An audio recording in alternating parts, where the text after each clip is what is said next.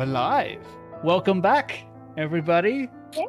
to Beckoned Blackest Nights, the most dramatically named live stream you'll find anywhere.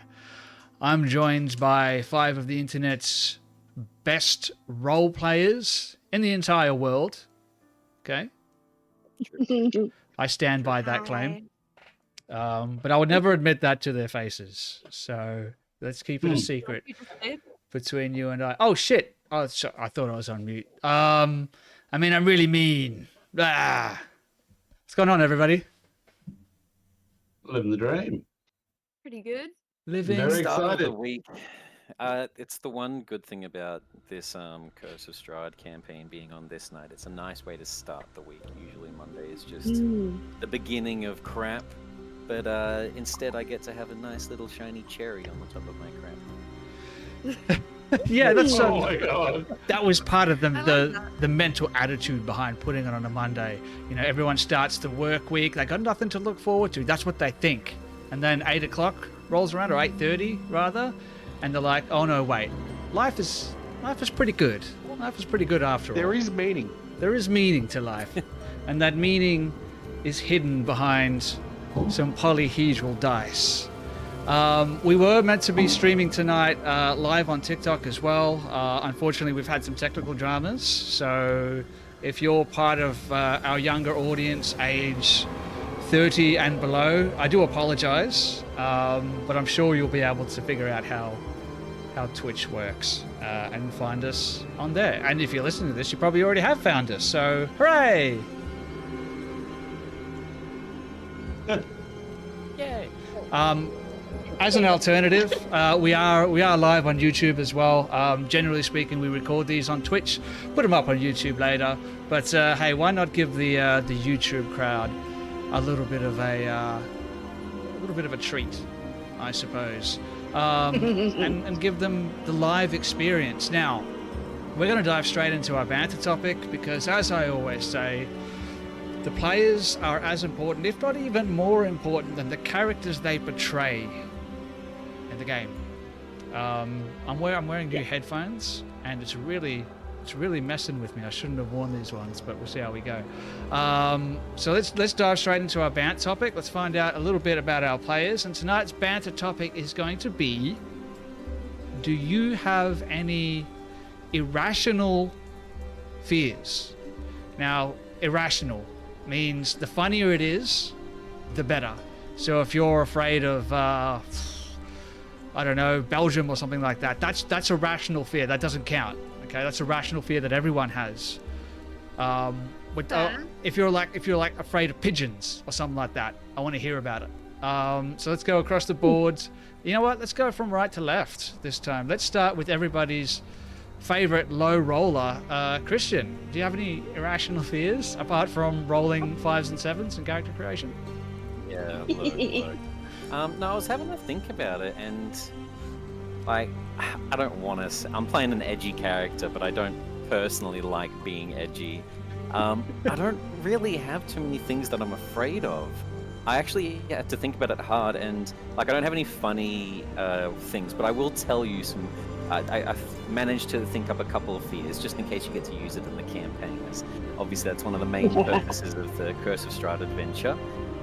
So the 2 fears that I could think of, one of them is not knowing what is underneath me. Now, this is different to not knowing what's just around me. It's the underneath aspect of it. If I'm in a dark forest, complete darkness, I used to grow up in the farm. I'm fine with that. I don't know what's in the corn fields. I don't know what's in the behind the bushes. Totally fine. But if it is walking over like those glass bridges, or a huge tower where it has a little overhang that's glass, or a murky lake or the ocean and it's just complete dark blue under you. If it's under me for some reason, I feel really irky and just anxious. It really starts to get my blood pumping. Is it The second thing, oops, yeah? No, please continue. And the second one's a little bit more basic, but it's been probably my only fear for the longest time, is just being unable to help someone I care about. I'm very protective. I always grow up very protective, and I've always had like nightmares in real life of like bad stuff happening to people that I love, but being completely unable to do anything about it. Like restrained or whatnot. It's always been a big fear of mine. Not them being hurt, but the fact that I can't do anything to stop it. That's interesting. You don't have a fear of someone being hurt, just if you're unable to do anything about it. So if for instance, if my cat like jumped up and clawed my face off right now, you'd be very upset. I don't know. I've got like that weird. I feel like I do have a little bit of like main character syndrome in real life, where I feel like if I'm able to do stuff, nothing's going to go wrong. But if I'm unable to do stuff, stuff is going to go wrong, and that scares me. Oh, all right. I don't know if that's an irrational fear so much. I think that's a fear. Those are the only two fears that I could think of. I don't really have any irrational fears. I'm sorry. So, okay, you're fine with alfoil. I think the one about not wanting to have like open spaces beneath you. I think that's pretty similar to that people have that don't like being in the open ocean because they don't know what's like below them. There's a name for that, right? I think so. I've heard of the ocean one before, but I also have it with like glass floors and stuff like that. Just not knowing, or not having control of what's underneath me. Yeah. Okay. I have the ocean one too, the underneath one. It's not a fun one. No, it's I think a lot of people have that. I'm generally okay in the ocean because I don't go out that far. I think if I go out really far, I start to think about Cthulhu and shit, and I'm like, you know what? I don't like it. When you see the pictures of where it's like a massive drop off and it's just like ocean, it's this deep abyss of nothingness. I don't like it. I don't like it. It shouldn't exist. It's super wild. Mine piggybacks off that one. It is irrational because you don't come across them much, but mine's eels. I don't like eels at all. Oh. They can all go to hell, especially moray eels. And I think that has something to do with the Little Mermaid. Something to do with going fishing and having eels come home and then swimming in fresh water. I heard recently that someone came home and said, someone I know got bitten by an eel. And I was just like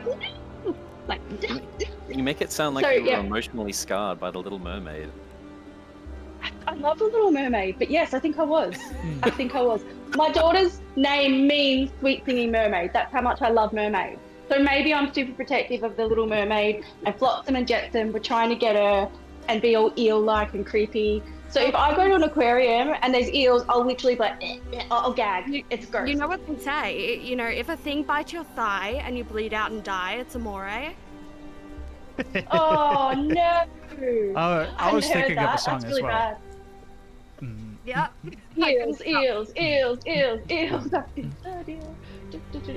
up inside ya, Anyway, finding an entrance where they can. Eels up inside ya, finding an entrance where they can. You haven't heard that one? Look it up. It's one of my favorite songs.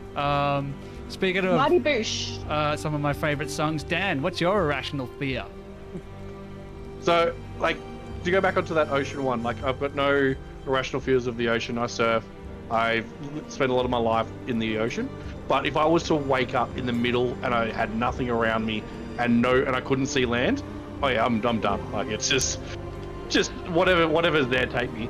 But like from a day to day, not the best with heights. As soon as that hits me, it hits me hard.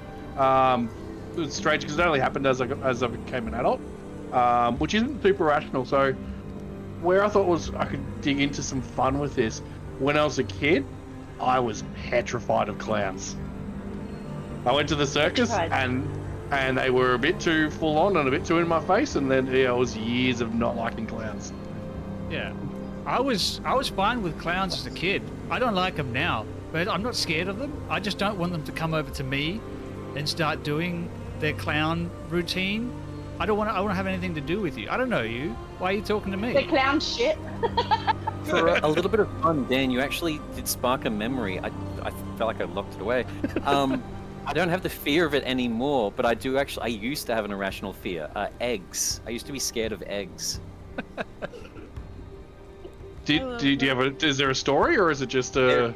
There is, but I don't know if it's like. We would be demonetized if you told it. Yeah, maybe. I'm willing to risk it. It was a little. It was a bit gruesome. I skipped rational fear. Pardon? Being skipped.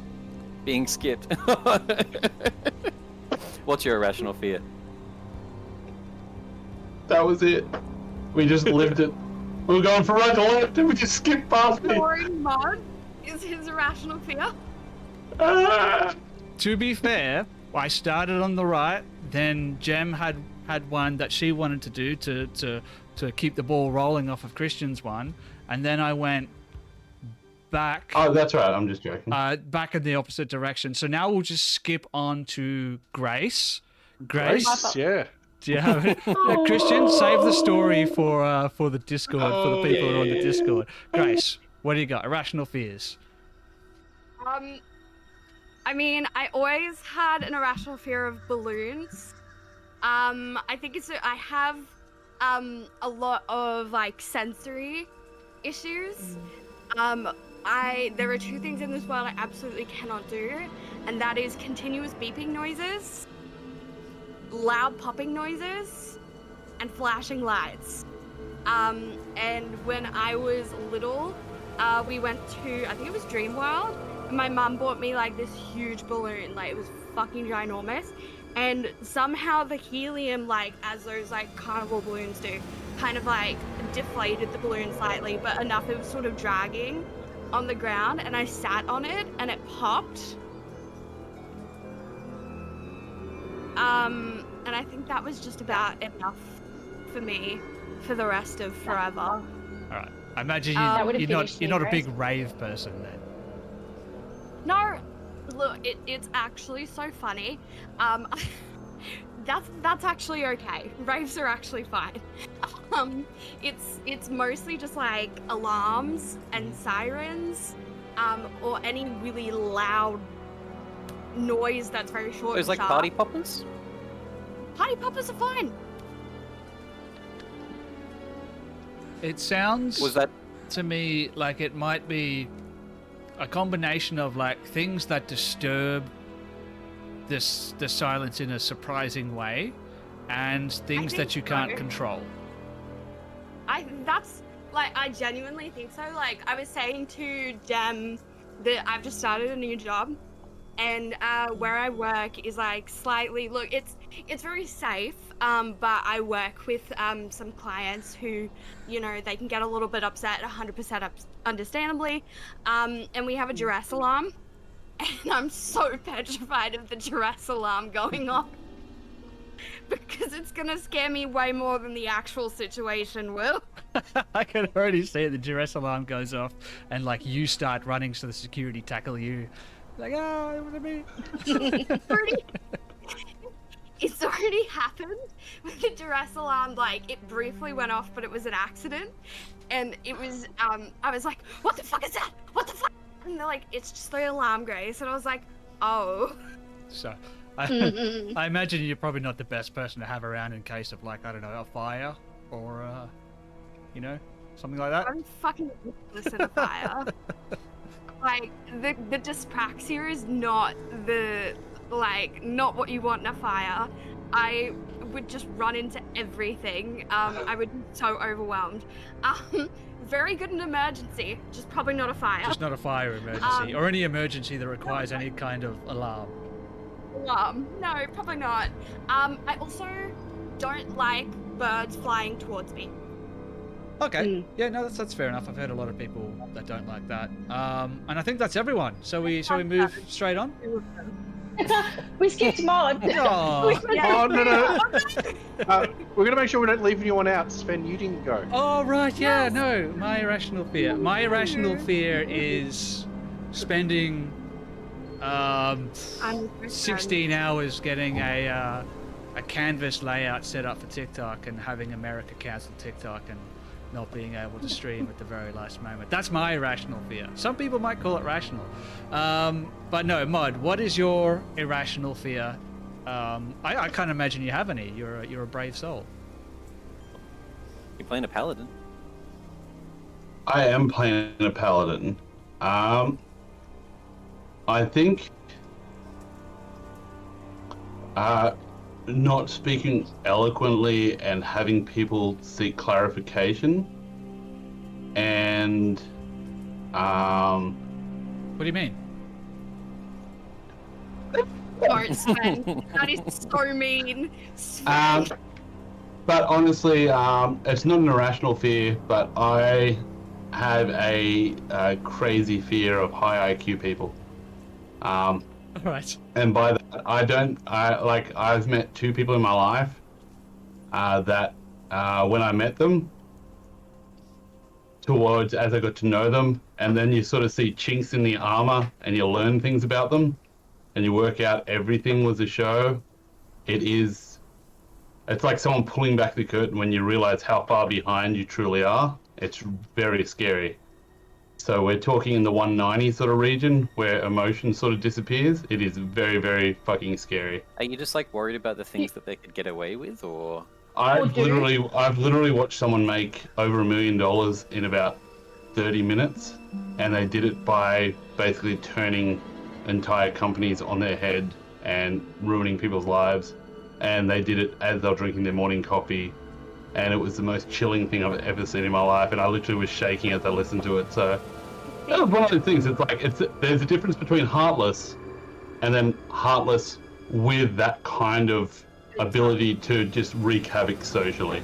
So it's not an irrational fear, but I will say there are some days I wake up in a sweat just going, that dude or that chick was the scariest person I ever met that could quite easily kill people and would never know. So you wake up in the morning and be like, Elon what's Musk. so terrifying about that is I don't know, I always find it interesting from a psychological point of view that like a lot of mass murderers are like above the 190 IQ.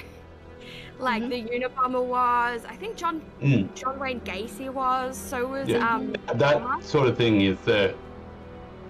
Because the smarter people get, the more they can rationalize their position, which is really scary.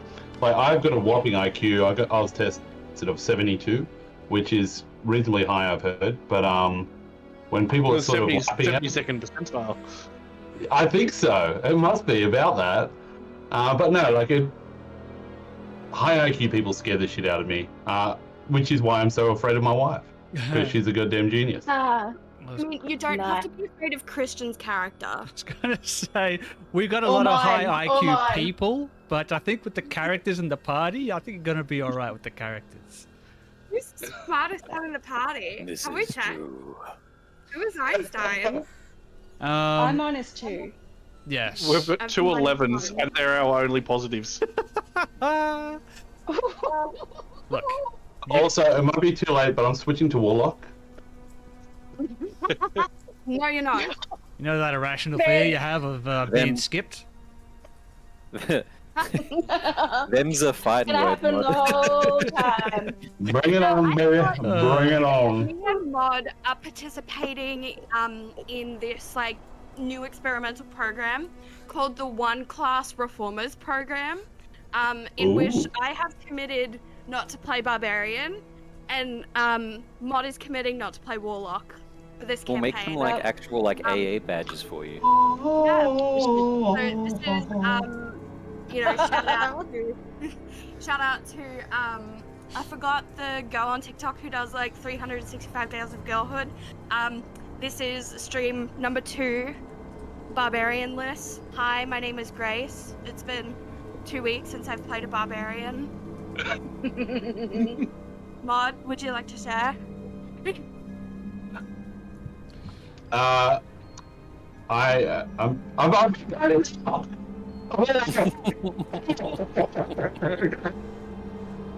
This is why this program is needed. I'm a paladin that believes he's a warlock. Or No, there's this thing that I saw where it's like a barbarian that wields a frying pan as his weapon, and he casts iron when he hits people with it because it's a cast iron pan. Oh, that's fantastic. It's a fantastic spell. It knocks them on. It's casting sleep. So bad. all right. Perfect. Addiction is real. We did it. Talking about things I love that. that we want so bad. I wanted so bad not to break my own rules tonight, but I've already done it because I said we are going to keep the band topic to 10 minutes and it's already 9 o'clock. So I appreciate it. Though. No, I have to go longer. It's great. I could do this all night, and I would be happy. But I do realize that I did promise some D&D to some people tonight. Yeah. So I guess I have to deliver on my promise. So, what do you say? Shall we get this campaign on the road? Yes. Wrong intro. All right. Before we do, though, I have a couple of things I got to say. Wanted to give a shout out to tabletopaudio.com. If you're watching this stream and you're enjoying the ambience that's coming from tabletopaudio.com for all your ambience tabletop needs. I don't know. And I also promised to read out one of my favorite comments from the previous videos that we posted from last episode. So I've chosen one. This one's coming from someone that we're very, very familiar with. Jess, how you doing, Jess? So good to see you back on TikTok. And her comment was, ha ha ha, the fact I got to witness this sitting right next to him, even I was disappointed in him. Yes. I thought Jess somehow had commented that what was the thing we were putting in the chat? I'm a girl or something. I'm sad. Instead, it's just teasing me and my And roles. for that, Jess, we salute you. We're not teasing you Well at all. done. We're not teasing you, just the roles that you did last time. We love you. You're amazing. Yeah, And we appreciate having you here. All right. Let's get into some Dungeons and Dragons. First of all, let me find some good ambience for this one. I don't know what's going to be a good one, so I'm just going to put on Pagan Woods. See what that sounds like. Well, can you make it so we can hear? Can you Yeah, not? it's let it cook. It'll mess up the camera. Can you not hear It'll that? mess up the it's camera. No, It's I coming can through hear it. the above VTC. So you just gotta Okay, open that's the alright. VTT. Yeah. So Yeah, I've got it open. It's okay. I'm using a weird I'm setup. going to do everything. Okay. yeah. So if you turn that's it, okay. it should be coming through the TV speakers. I don't know if you've got that turned down or turned up or whatever, but that's where it should be coming. Yeah, I've got it turned off because I don't want to make it distorted. Okay. You should be able to. You should be all right. To Try. turn that one up a little bit. You should be able to hear that. Okay, cool. Oh, perfect. Perfect. All right. Can everyone hear that? Yes. Great. Yes.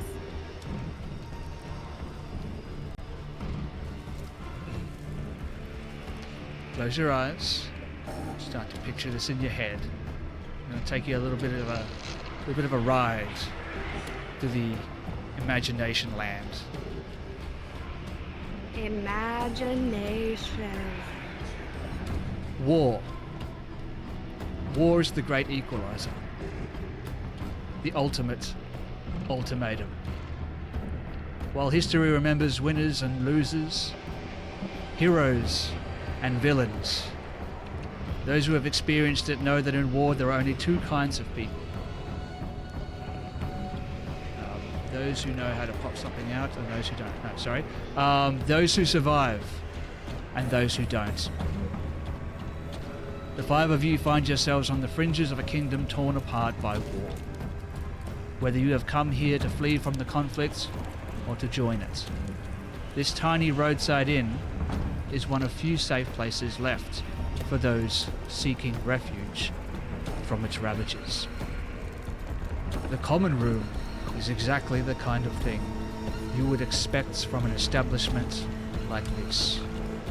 A large open fireplace in the center of the room spills out a canvas of black and grey smoke that swirls among the rafters, painting the scene in a smoky haze that stings the eyes. The bartender, a surprisingly young man, leans against the bar absent-mindedly picking dirt from beneath his fingernails with a small knife. The only other people are a pair of common folk.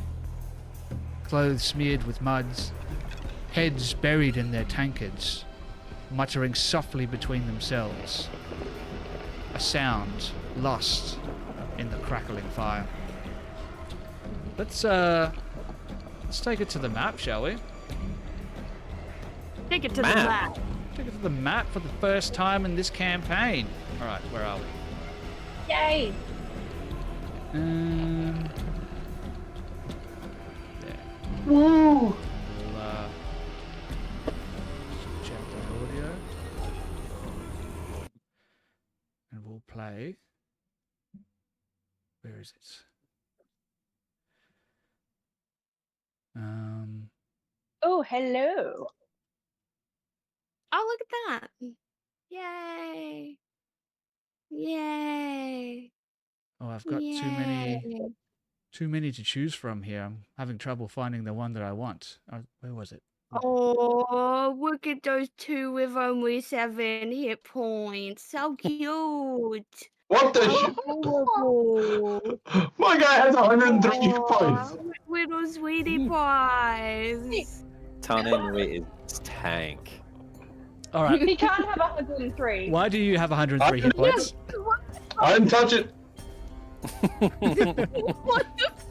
What the On my screen, I have 13. So I think somebody's accidentally added a 0 in there. I will take it.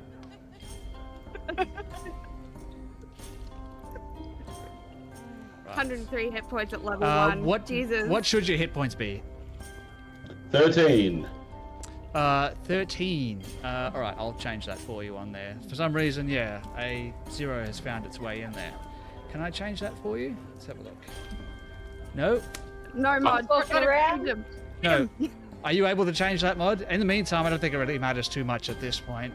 Yeah, that's all right. Let me set the scene for you. You guys, the 5 of you find yourselves in this quaint, old, run-down roadside inn. You think that for most of its life, it has served as nothing more than a brief respite for, the local farmsteads and merchants traveling from one place to another. Now it has served a completely different purpose.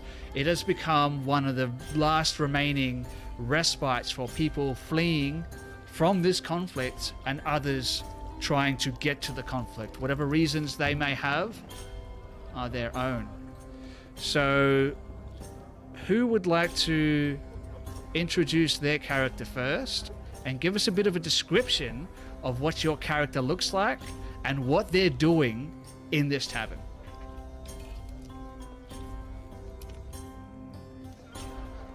Don't everyone go at once? Who's up first? I think you three were going first, weren't you? Oh, I know our stories, but I wasn't sure if we were going first. Okay. Well, I'm happy to go first. I feel like introduction-wise, it might also be like whoever's acting first, and Fujin is someone that watches before acting. High wisdom, low intelligence. So I'll probably just be not doing anything. Not speaking first, Me not also. acting first. Okay, well, I'll take the bullet. Oh, okay. I'll do it. I'll take one for the team.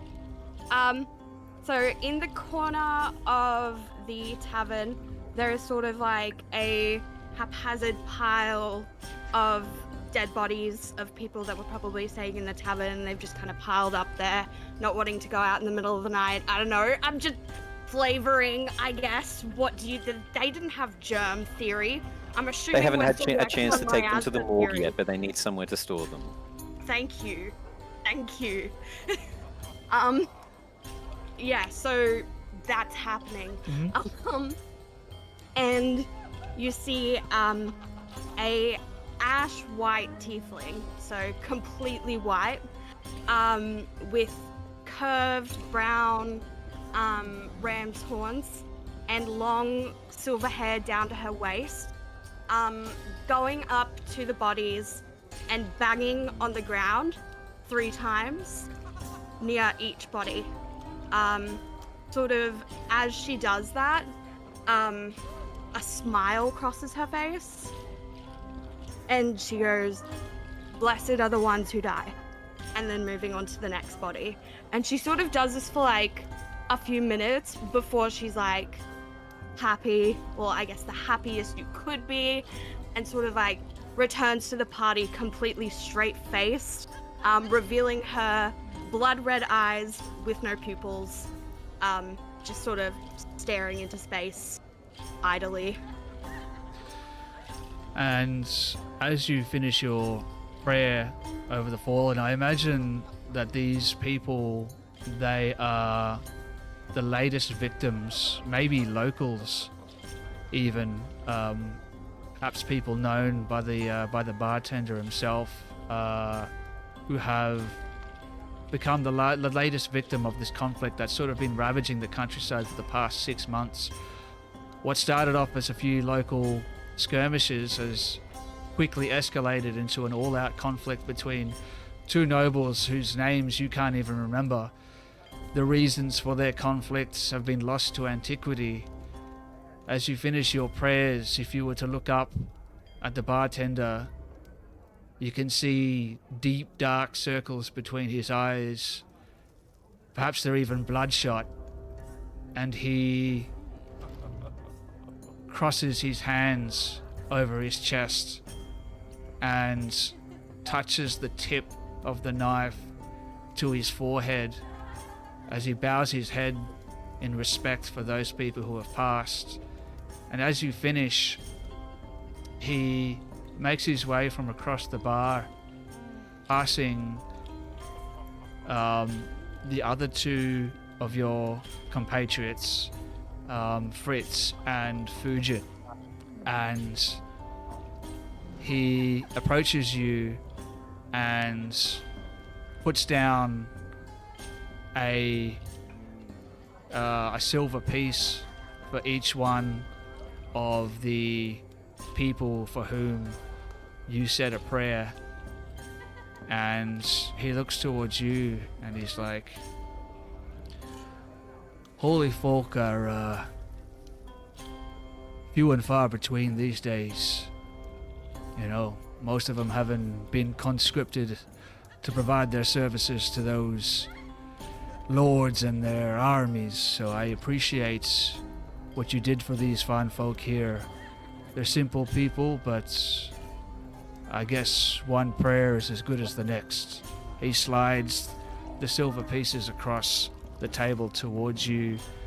How do I pronounce your character's name? So Thana. Thana. So so like Thana. Thana. Thana kind of looks at the silver pieces, quizzingly, and sort of looks up at the man and is like, greetings, mortal one. Your silver trinkets have no value to me, but, it is my job, so understanding. And then she sort of goes up to the table and thumps it really hard 3 times in front of him, and says, blessings to the one who dies. And the coins bounce up and down on the table as you thump down on this makeshift rickety wooden table. He takes his hand off the table and he says, I know that your kind usually find it difficult to find acceptance in places, especially far-fetched places such as this where they've not seen your sort before. You know, with the horns and all, but, you know, I like to think of myself as more of a worldly man. You'll find safe haven here for as long as you wish. And I do appreciate you saying a prayer over these people, even if your god is... Who is your god? I worship the Death Master, Hades. He has given us a great gift. He has allowed us to die. We have been blessed with a mortal life. These folks who have passed on have truly succeeded. And she sort of like looks happily at him. It's like the first like crack of expression you've seen in her this whole time. And she just like clasps her hands like against her chest happily, and she's like, blessed are the ones who die. You see those two common folk sort of, as you say this out loud, they look at you, but they quickly turn away. And the bartender looks back towards you and he's like, I didn't catch your name. My name is Thana. Thana, well, while I can say confidently that you'll find welcome in this inn from me, I should warn you that some of the locals are a little bit more suspicious than others, so if you don't mind keeping your more otherworldly practices a little bit more private, I'd be very appreciative of that. If you don't mind, I have some bleak business to attend to. And he makes his way over to the three bodies. Open. She sort of taps his back, noticing like this pattern of 3. She sort of taps his back 3 times, and she is like, "Journey is the suffering, death is the cure," and walks away. And the bartender turns towards the 3 bodies. They're sort of half wrapped in these white linen sort of canvases. They're sort of wrapped up, and he says his own personal prayer over each one of them as he sort of folds that linen and covers the faces. As he's doing that, does anyone else want to pick it up from there? Yeah, I wouldn't mind arriving through the door. Which is the door I can go through or come through? Oh, right. I'm glad you Or mentioned stand it. up. It doesn't really bother me. One thing I should mention is at this point it is nighttime, so it's already dark. So I'll go ahead. You should be able to see that there's a door there. I've opened it up for you, so if you want to put yourself outside and then make your way up to the door, you can open the door and come in. No, that's all right. I just wanted to enter through here. Have a little So- look outside.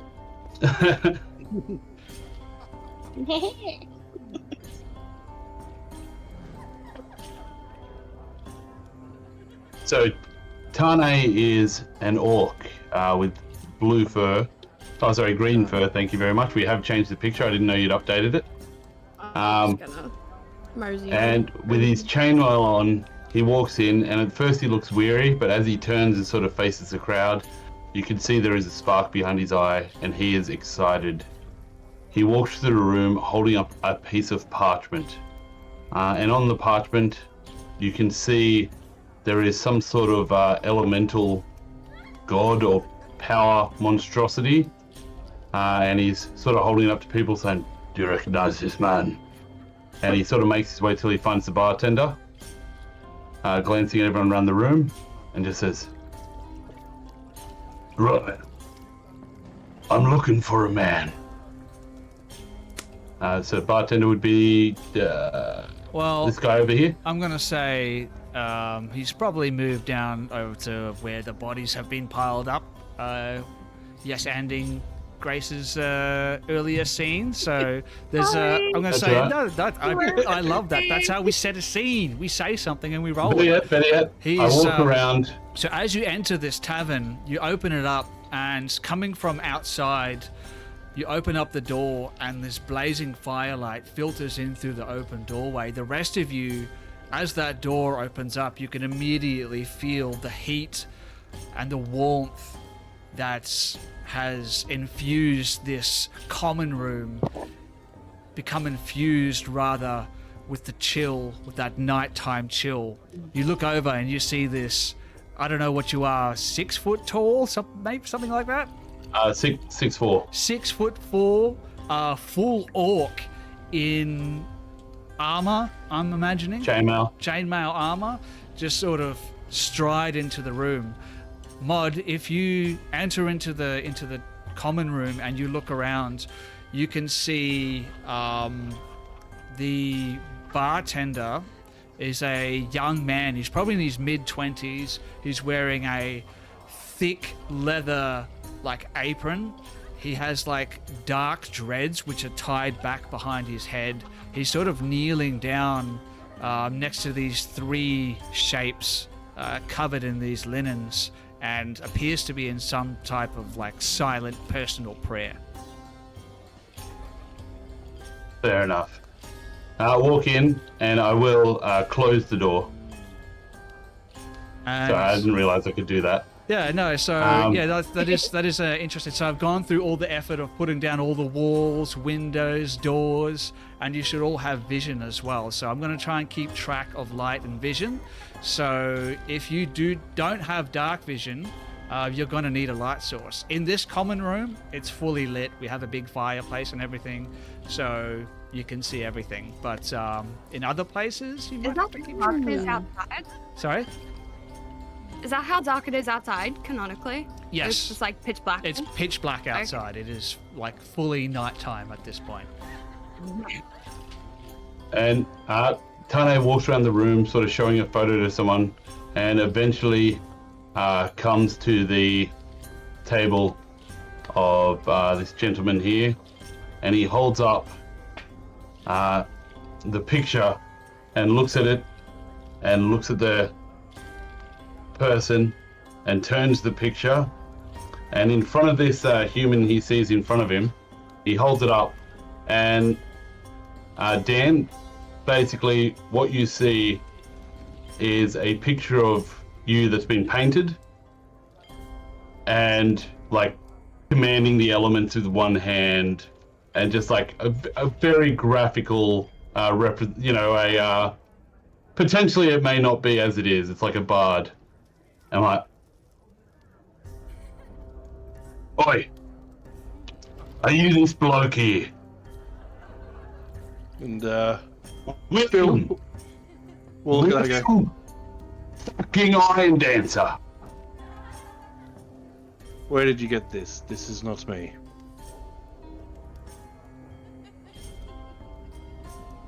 No. You Sorry might be about that, having me mate. confused with my father. I think that might be Edelhart you're after, not me.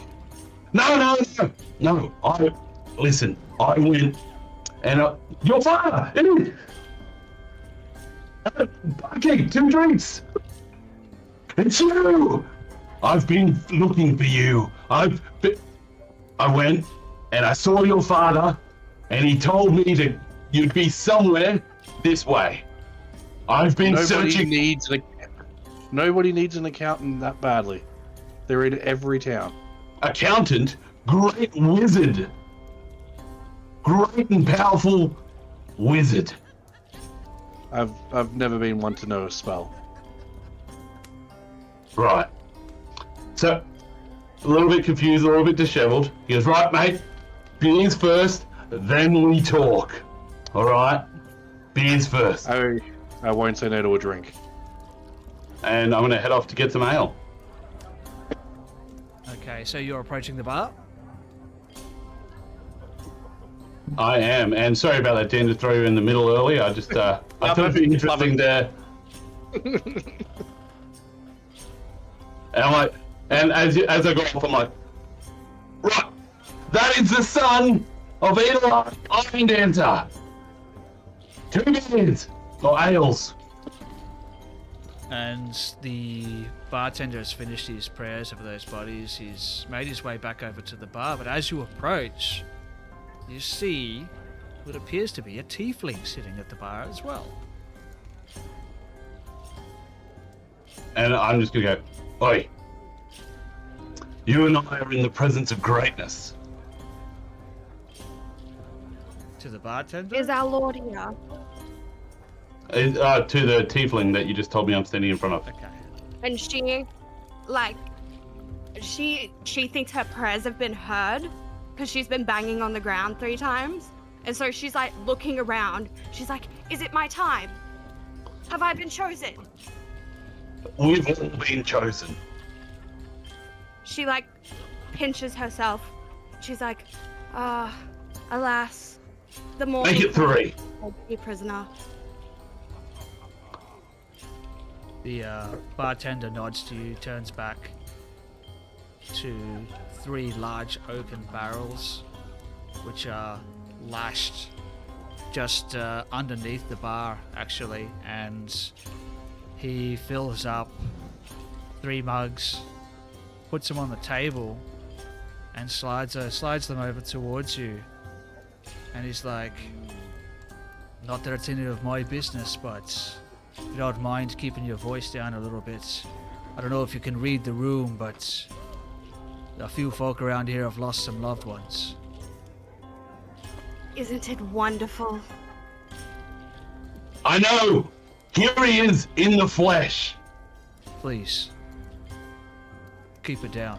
He slides the beers over towards you and he says, and that'll be 4 copper pieces each. That'll be 15 copper pieces. I flick him 2 silver. Sorry, I what? say, sorry for the inconvenience. I leave the 1 drink with the tiefling and head off and stare across the room at the one known as William Iron Dancer. So what's the big deal with this gentleman, this Iron Dancer? Wait. Are you... Oh, God. You've never heard of the Iron Dancers? Can't say that I have. Do they serve pennies? Oh, God. Should I have? And, yeah, he's gonna start going through his backpack to get out his loot. No. We'll have none of that here tonight. Do you want to come back tomorrow night? I'll be more... No. Just tuning it up. And as you begin plucking the strings of your terrible little instrument, I imagine we see the ears perk up of a wolf that's sort of been lazing next to the fireplace, and Bright Eyes' head sort of pops up as you begin plucking the strings. Jem, would you like to describe what this wolf looks like? Yeah, so this wolf is in late adolescence. He's still very, very perky, very bouncy, but still wary, and sits very close to Fritz, who has been watching the room quietly and has been positioning himself in places where he can see what's going on and be close to his friends. So he's known Thana for a while, and Fujin. So they're all been here together. And I think that he's very wary and very quiet. So sitting there, and he also wanted to get out of that cold draft with that door before. So yeah, Bright Eyes is just like, he knows what bad music sounds like. So he's already started to put his head down a little bit. And yeah, Fritz just says to him, because we sort of have a mental connection, just like, hey, what do you reckon he's going to be any good? You did have good instincts. I rolled a 4. And Just in case any people in the audience or Jem or anyone didn't see, I rolled a 4 for performance. So yes, the dog is correct. Mm-hmm. He's got good instincts. at this stage, you and Bright Eyes, I imagine, just sort of share this connection. I don't know if you can, like, physically, like, speak to each other with words, but what you're getting back from him is a moment of excitement and then supreme letdown. And then auto. And you even hear, like, a soft whimper as he lays his head back down on his feet. Yes. So I'm happy. I've been raising my glass as well every time that Thana's done it right, out of respect as well, because I also respect death. Who doesn't respect Just a little bit chilling of... where it's nice and warm. It's been cold. Yeah. Not many people. Yeah, and on that point, actually, would you imagine your character, Jem, Fritz, do you think they're maybe from this region or they're from somewhere else and they're just coming here, like passing through, like? Yeah, Fritz has been traveling for about 6 months. He left his home, his adopted home where he moved when he was younger. He's been getting some training there, but he wanted to find where his wolf was from because he was found orphaned as a cub. And he's been getting closer and closer and finding more and more clues, but he ended up in the battlefield as well and ran into Fujin, and they've created a friendship, mainly through Bright Eyes. But yeah, I'll let Fujin explain that if you'd like. Fujin, over to you. Yeah. Fujin is a little dirty. clothes-wise, sitting down at a table sort of by himself, being near the front door, wanting to be close to anyone that enters first. Sort of opposite, I guess, to instead being in the back corner, being able to see all the exits. Fujin specifically has put himself as close to a threat, if it were to arrive, as possible. But yeah, after these conflicts and these wars, fighting over and over as a mercenary, until eventually meeting the others and still doing a bit of mercenary work as we traveled along the road. Fujin's usually white cloth that he wears is instead very much patched with bits of grey, brown, dark brown from different bits of, just mud and filth. It needs a good wash, and it's not very not close to the art that he has. His hair is similar as well. Usually his not even like white anime hair, but I would say more like aged white hair, like someone who's grayed out due to an intense stress at a young age, someone going into their grays in like their 20s or 30s. Fujin's hair is the same as his clothes, however, dotted and covered with bits of dirt, muck, from the combat and the fighting, having not cleaned himself in a while. Seeing his companions over at the bar, and otherwise, up until this point, being content, just sitting down by himself, his scimitar sitting beside his chair, he's going to sort of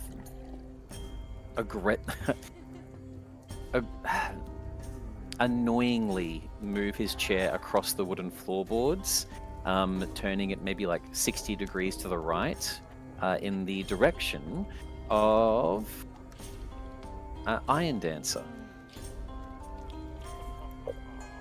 Family's mages?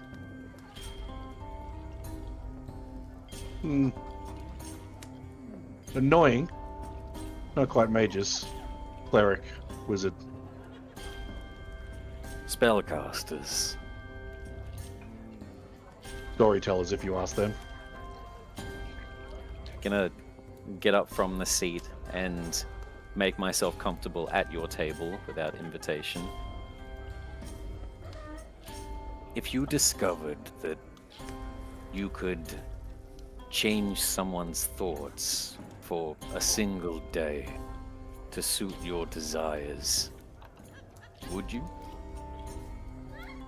Depends on what the thoughts were and what the consequences were.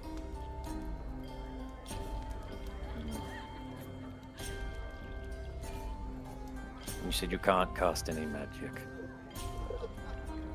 Trust me, I wouldn't be here in this poor clothing if I could. My parents tried to force it down my throat as a kid. Never took. I am just a humble accountant. And I won't leave the table. I'll just make myself comfortable and keep sipping my drink now, sitting silently beside you as that just stop the conversation. Thana kind of like skips over in like her like merry macabre glee, and sort of leans over and she's like, "Tell me, what is an accountant? Are you the one who counts the bodies when they die? What a fabulous job." No, I'm paying very well in this day and age. I'm more of the person who would be the executor of the will. Sort of have to work the taxes out for King's Land, and it's just more of a clerical type role. An executioner? Wonderful! Clerical, And she so clapped. you're a priest like her. Definitely not like her. You just made both She of them sort of- very happy with the words executioner and cleric. Yeah.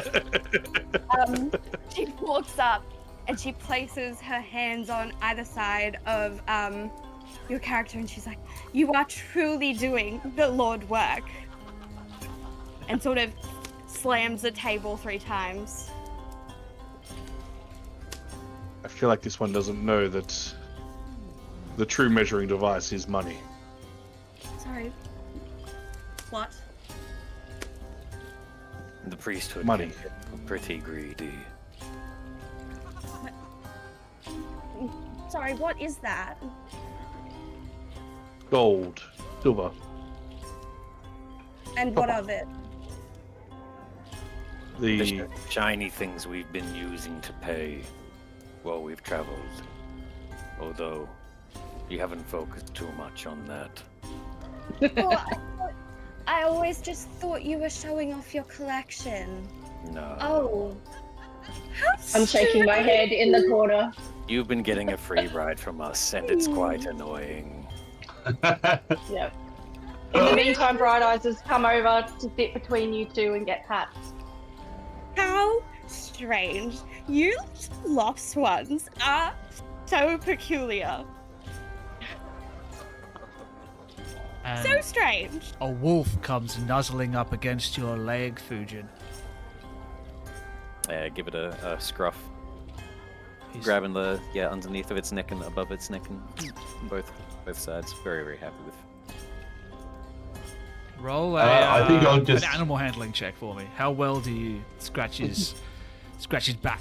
God, I hope this goes to Just because I wanted to ask for a check. It's been too long. So bad. A 9. He looks. I'm gonna use my heroic inspiration. Okay. Yeah. We're gonna take a 9. We're gonna go with a 9. Actually, funny thing. Can I use my musical ability because I'm playing my song to give you an extra heroic inspiration? I want the dog scooches to go well. With that 7 that you rolled earlier, was it a 7? 4. 4. Four. Then no, I don't think you can. I do Oh. appreciate the use of the heroic inspiration though. So He looks Right. satisfied. yeah, he looks a bit disappointed though, and he's gonna come back to Fritz. He's like, ah, I didn't get the squat. not good enough. He'll come back. Wolf Nah. walks away. Thana goes chasing after it, and she's like, "Puppy, puppy, puppy, puppy, puppy." And sort of like grabs the wolf by the cheeks and does like that to it, and is like, "You little puppy." Roll me an animal handling. Can I roll it with disadvantage? Yeah, you can roll it with disadvantage because you don't know this wolf for a bar of soap. No. Oh, no, you do. No, she has been Oh, traveling with that's the right. wolf for Yes, months. you have been. Okay. Yeah. No, I'll roll that. So has Fujin. Straight roll. Yeah. You sure? I'm purposely trying to aggravate this wolf. Oh, okay. Oh no, he's pretty chill. Well, no, I'm not trying to aggravate it. I just feel like she doesn't understand animals. Roll intimidation. No, it's okay. Nah, I'm a animal. Thank you, Sven. Handling. Yeah, no. You don't need if you're not trying to do a good job of patting this animal, you don't need to roll an animal handling. You can intentionally do things poorly if you want. I rolled 12. 12's good. 12's not too bad. Bright Eye sort of looks up towards you, gives you sort of the big puppy dog eyes, and then backs his head away out of your hands and sort of rolls his head to one side, and for a brief moment looks back towards Fujin before turning back around and settling back at Fritz's side. And you guys know that Fritz and this wolf have a very strong bond, almost to the point where they could sort of share, not able to speak to each other, but like kind of like they have some kind of bond that just goes beyond just a person and their pet that can sort of share their emotions. And as you know, as Bright Eyes makes his way back over towards Fritz, you know, you can hear the sound of his padded footsteps and his claws as they sort of clip-clap on these ill-fitting, almost rotting floorboards. This tavern has been here for a long time and has definitely seen better days. As he sort of settles back down, all of a sudden you see his ears prick up again and his head pops up. And as that happens, the door swings open to the tavern, and that frigid, chill air comes rushing back in, and we'll see you all again right after this break. Stick around. We're only going to be gone for 10 minutes, and we have a special little treat in store for you all tonight. We have a special, I don't know, what do we call it? A bit for our breaks. Yeah, a reading of Dracula. Yes, so every week I'm going to be picking bits of my favorite horror films that are in the public domain, so I can use them, and reading them as a pumpkin. So if you have any suggestions, put it in the chat or check it out. I'm thinking Mary Shelley's Frankenstein next week. I'm going to try and pick out a really scary bit. But yeah, enjoy a pumpkin reading to you with my voice. Enjoy spooky story time with Pumpkin Gemma. We'll be right back in 10 minutes. Don't go anywhere because it's just about to kick off, ladies and gentlemen. We'll be right back in 10 minutes. Every week I'm going to spend 10 minutes reading from one of my favourite horror stories. Hopefully this is fun. If you have any suggestions, please let us know in the chat. As long as it's in the public domain in Australia, we'll be right to go. Yeah, fun. I'm going to be reading Dracula. Ooh. One of my favourite bits. So Jonathan's just arrived at the castle. He has been travelling through Transylvania. He has had a bit of a rough journey, and there have been a lot of people warning him not to go to this castle. He got picked up by a weird carriage, which he didn't see the actual person who was driving the carriage. Sus things happened on the way. There were blue lights and wolves, and things got sorted out, and now he's just arrived. So poor Jonathan had a rough time. He's just there to get some papers signed so his client can move to London. I'm getting it confused with Nosferatu. Can move to London, where his love Mina is waiting. He's just, a young guy. He's just become a solicitor. Let's see what happens. Ooh. Jonathan Harker's journal continued. 5th of May. I must have been asleep, for certainly if I had been fully awake, I must have noticed the approach of such a remarkable place. In the gloom, the courtyard looked of considerable size, and as several dark ways led from it under great round arches, it perhaps seemed bigger than it really is. I have not yet been able to see it by daylight. When the calèche stopped, the driver jumped down and held out his hands to assist me to alight. Again, I could not but notice his prodigious strength. His hand actually seemed like a steel vice that could have crushed mine if he had chosen. Then he took out my traps and placed them on the ground beside me as I stood close to a great door, old and studded with large iron nails and set in a projecting doorway of massive stone. I could see even in the dim light that the stone was massively carved, that the carving had been worn by time and weather. As I stood, the driver jumped again into his seat and shook the reins. The horses started forward, and trap and all disappeared down one of the dark openings. I stood in silence where I was, for I did not know what to do. Of bell or knocker there was no sign, though through these frowning walls and dark window openings, it was not likely that my voice would penetrate. The time I waited seemed endless, and I felt doubts and fears crowding upon me. What sort of place had I come to, and among what kind of people? What sort of grim adventure was it on which I had embarked? Was this an ordinary incident in the life of a solicitor's clerk sent out to explain the purchase of a London estate to a foreigner? No, it's not. Solicitor's clerk. Mina would not like that. Solicitor.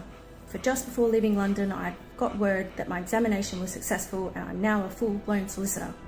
I began to rub my eyes and pinch myself to see if I were awake. It all seemed like a horrible nightmare to me, and I expected that I should suddenly awake and find myself at home, with the dawn struggling in through the windows, as I had now and again felt in the morning after a day of overwork.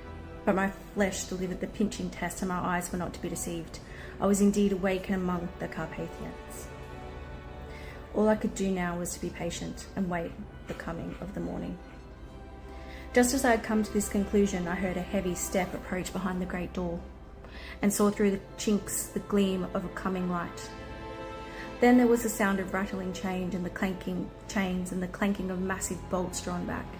A key was turned with a loud grating noise of long disuse, and the great door swung back. Within stood a tall old man, clean-shaven save for a long white moustache, and clad in black from head to foot, without a single speck of colour about him anywhere. He held in his hand an antique silver lamp in which the flame burned without chimney or globe of any kind. throwing long, quivering shadows as it flicked in the draft of the open door. The old man motioned me in with his right hand, and with a courtly gesture, saying in excellent English but with a strange intonation. Now I'm going to try and do a Dracula accent. It's going to be ridiculous. I apologize. Welcome to my house. Enter freely and of your own will. I don't even know what that is. He made no motion of stepping to meet me, but stood like a statue as though his gesture of welcome had fixed him into stone. The instant, however, that I had stepped over the threshold, he moved impulsively forward and held out his hand, and holding out his hand, grasped mine with a strength which made me wince, an effect which was not lessened by the fact that it seemed cold as ice, more like the hand of a dead than a living man. Again he said, "Welcome to my house." I'm not going to do an accent. "Come freely, go safely, and leave something of the happiness you bring."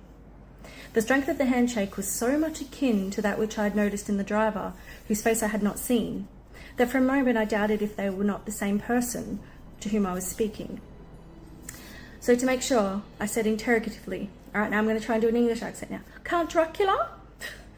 He bowed in a courtly way as he replied, "I am Dracula, and I bid you welcome, Mr. Harker, to my house. Come in, the night air is chill, and you must need to eat and rest." As he was speaking, he put the lamp on a bracket in the wall, and stepping out, took my luggage. He had carried it in before I could forestall him. I protested, but he insisted, "Nay, sir, you are my guest. It is late and my people are not available. Let me see to your comfort myself." He insisted on carrying my traps along the passage and then up a great winding stair, and along another great passage, on whose stone floor our heavy steps rang. At the end of this, he threw open a heavy door. I was rejoiced to see within a well-lit room in which a table was spread for supper, and on whose mighty hearth a great fire of logs, freshly replenished, flamed and flared. The Count halted, putting down my bags, closing the door, and in crossing the room, opened another door, which led to another small octagonal room lit by a single lamp, and seemingly without a window of any sort. Passing through this, he opened another door and motioned me to enter. It was a welcome sight, for here was a great bedroom well lighted and warmed with another log fire, also added to, but lately, for the top logs were fresh, which sent a hollow roar up the wide chimney. The Count himself left my luggage inside and withdrew, saying before he closed the door, "You will need, after your journey, to refresh yourself by making your toilet. I trust you'll find all you wish. When you are ready, come into the other room, where you will find your supper prepared." The light and the warmth of the Count's courteous welcome seemed to have dissipated all my doubts and fears. Having then reached my normal state, I discovered that I was half famished with hunger, so making a hasty toilet, I went into the other room. I found supper already laid out. My host, who stood on the side of the great fireplace, leaning against the stonework, made a graceful wave with his hand to the table and said, "I pray you be seated and sup how you will please. You will, I trust, excuse me that I do not join you, but I have dined already and I do not sup." I handed him the sealed letter which Mr. Hawkins had entrusted to me. He opened it and read it gravely. Then, with a charming smile, he handed it to me to read. One passage of it at least gave me a thrill of pleasure. "I must regret that an attack of gout, for which malady I am a constant sufferer, forbids absolutely any trouble on my part for some time to come, but I'm happy to say that I send a sufficient substitute, one in whom I have every possible confidence. He's a young man full of energy and talented in his own way, and a very faithful disposition. He is discreet and silent and has grown into manhood in my service. He shall be ready to attend on you when you will during his stay, and take your instructions in all matters." The Count himself came forward and took off the cover of a dish, and I fell at once at an excellent roast chicken. This was some cheese and a salad and a bottle of old Toki, of which I had 2 glasses with my supper. During the time I was eating, the Count asked me many questions as to my journey, and I told him by degrees all I had experienced. By the time I had finished my supper, and by my host's desire, had drawn up a chair by the fire and begun to smoke a cigar which he offered me at the same time, excusing himself that he did not smoke. I now had an opportunity of observing him, and found him of a very marked physiognomy.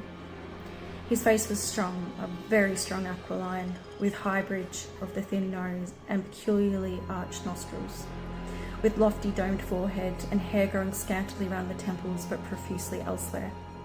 His eyebrows were very massive, almost meeting over the nose, and with bushy hair that seemed to curl in its own profusion. The mouth, so far as I could see it under the heavy moustache, was fixed and rather cruel looking with peculiar sharp white teeth. These protruded over the lips with remarkable ruddiness, whose remarkable ruddiness showed astonishing vitality in a man of his years. For the rest, his ears were pale, at the tops extremely pointed. The chin was broad and strong, and the cheeks firm, though thin. The general effect was one of extraordinary pallor. Hitherto I noticed that the backs of his hands that lay on his knees in the firelight, and they seemed rather white and fine, but now seeing them close to me, I could not but notice that they were rather coarse, broad, with squat fingers. Strange to say were the hairs in the centre of the palm. The nails were long and fine and cut to a sharp point. As the Count leaned over me and his hands touched me, I could not repress a shudder.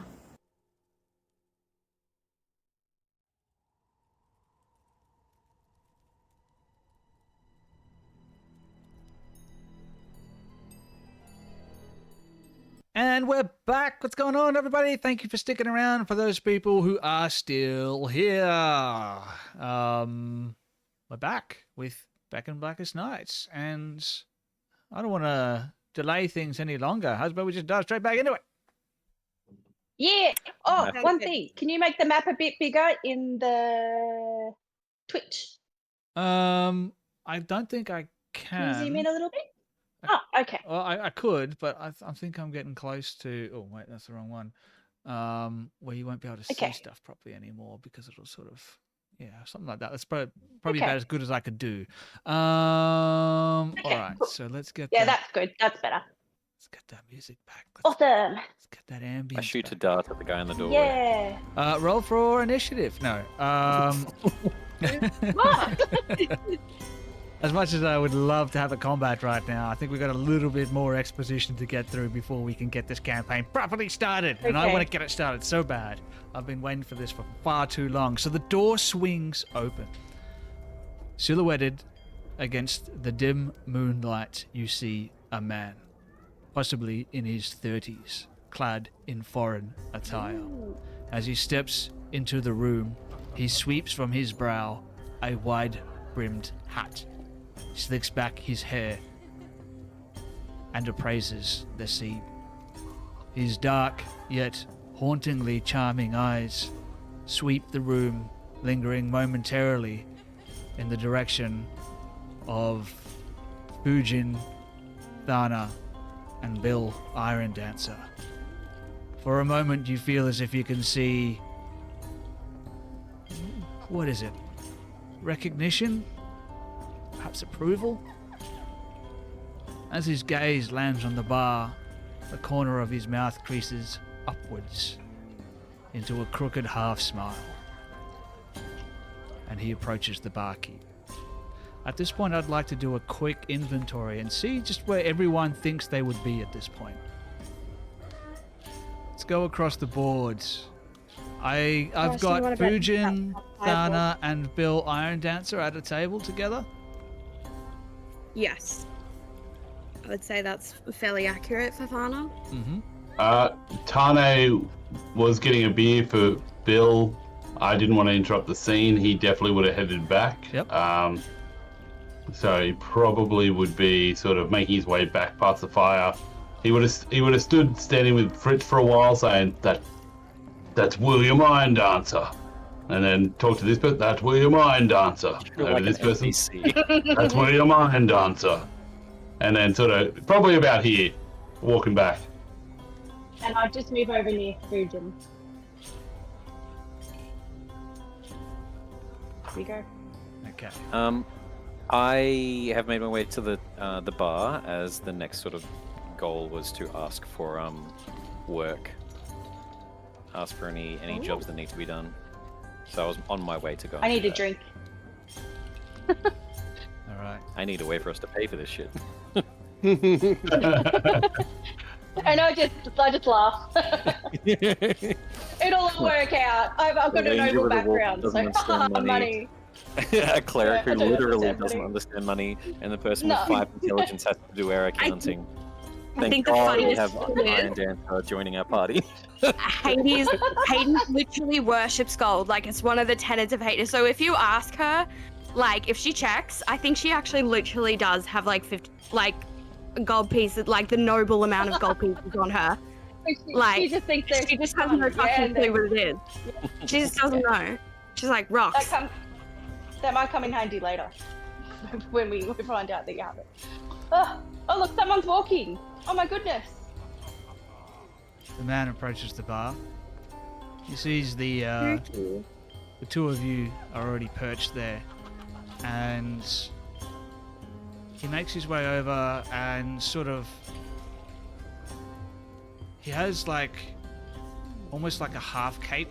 He sort of sweeps it aside, and you can see this thick leather belt underneath with like various pouches and traveling gear on it.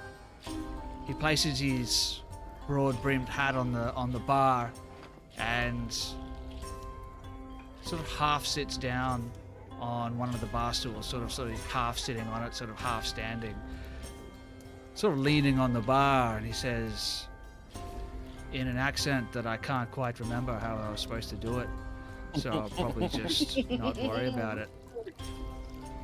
Henry. Make him just so Sean Connery. Sean Connery.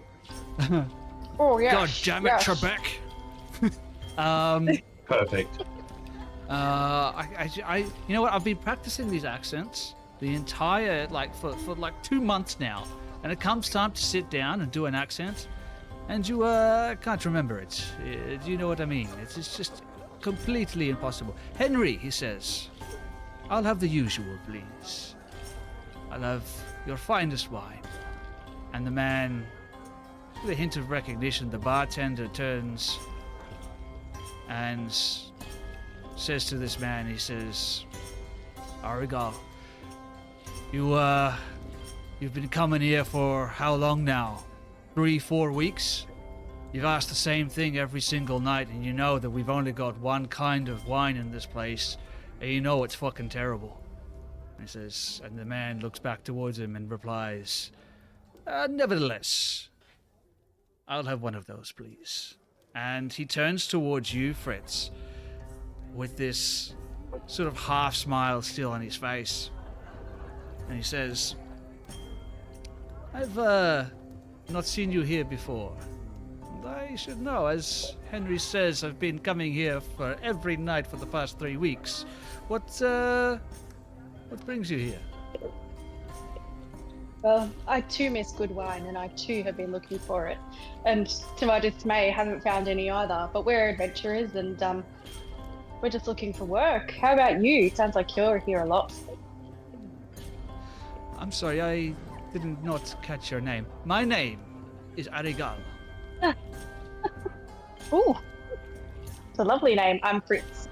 Fritz. Tell me, Fritz, do you believe in coincidence? Yeah, I do actually. Well, Do you? that is something that you and I do not have in common. You see, my people do not believe in coincidence. I believe in fortune. And I believe that it is fortune that brings you here. He looks back towards the rest of the people in the bar. That is, Tana Nui, Thana, Bill Iron Dancer, and you, Fujin. And he sort of leans back so he can look past you, Fritz. He says, what of you, my new friends? Do you believe in coincidence? Or do you believe in fortune?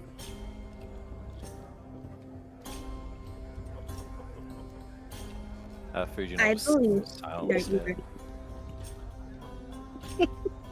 I believe that life is suffering and that we're fortunate to die. Well, it sounds to me as if you believe that some things are written. Yes? Oh, would you like me to bless your wine? Actually, it may just make it taste better.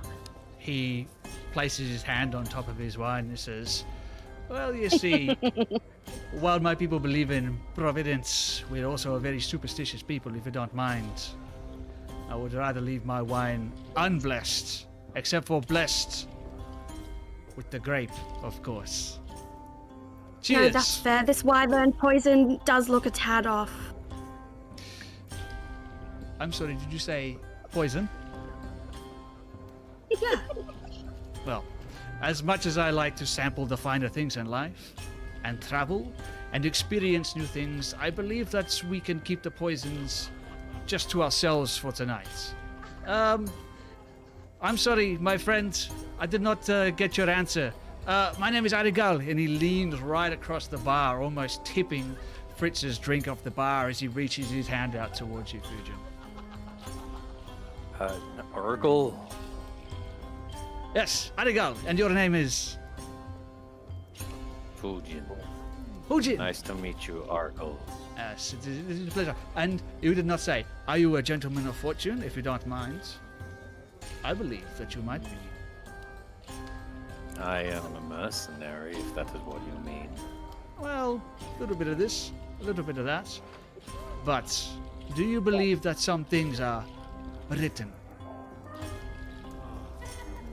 You are asking questions that I do not know the answers to, Gurgle. Gurgle? It is, as I said, Arigal. Let's just say it together. Arigal. Gargoyle. Arigal. It's pay it no mind. It does not matter at all. What about you, sir? And he points towards you, Bill, Iron Dancer, as you're sitting at the table right across the other end of the bar. And we can sort of imagine all of this black, hazy smoke has sort of made this room. It's almost like you've been swimming in chlorine all day. It's sort of not quite. It's not difficult to see through. It's just like hazy. And he points towards you from across the bar and he says, "What about you, good gentleman? Are you do you believe in fortune, or do you believe in coincidence?" It depends on who is the one that's answering this question, right? Fortune is everything if you don't have it. He makes a good point.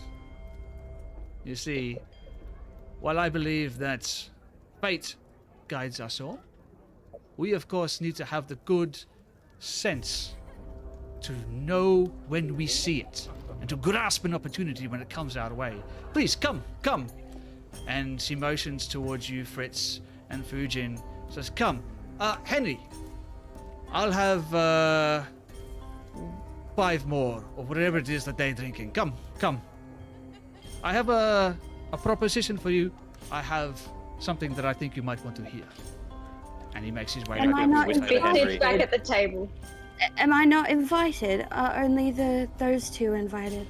No, you may come also. I like you. You not different. I think you want to hear what I have to say. And correct me if I'm wrong, but I believe that you are, what is the right word? What do you say in these parts of the world? Clergy, yes? Yes, but I find you highly annoying, but I kind of like that. In a weird, sort of suffering kind of way. And she sort of walks over with like a weird look on her face. And Fujin's gonna quickly turn to Henry as soon as Argyle turns away from Henry, having offered drinks to everyone. I'll just take the 3 copper instead.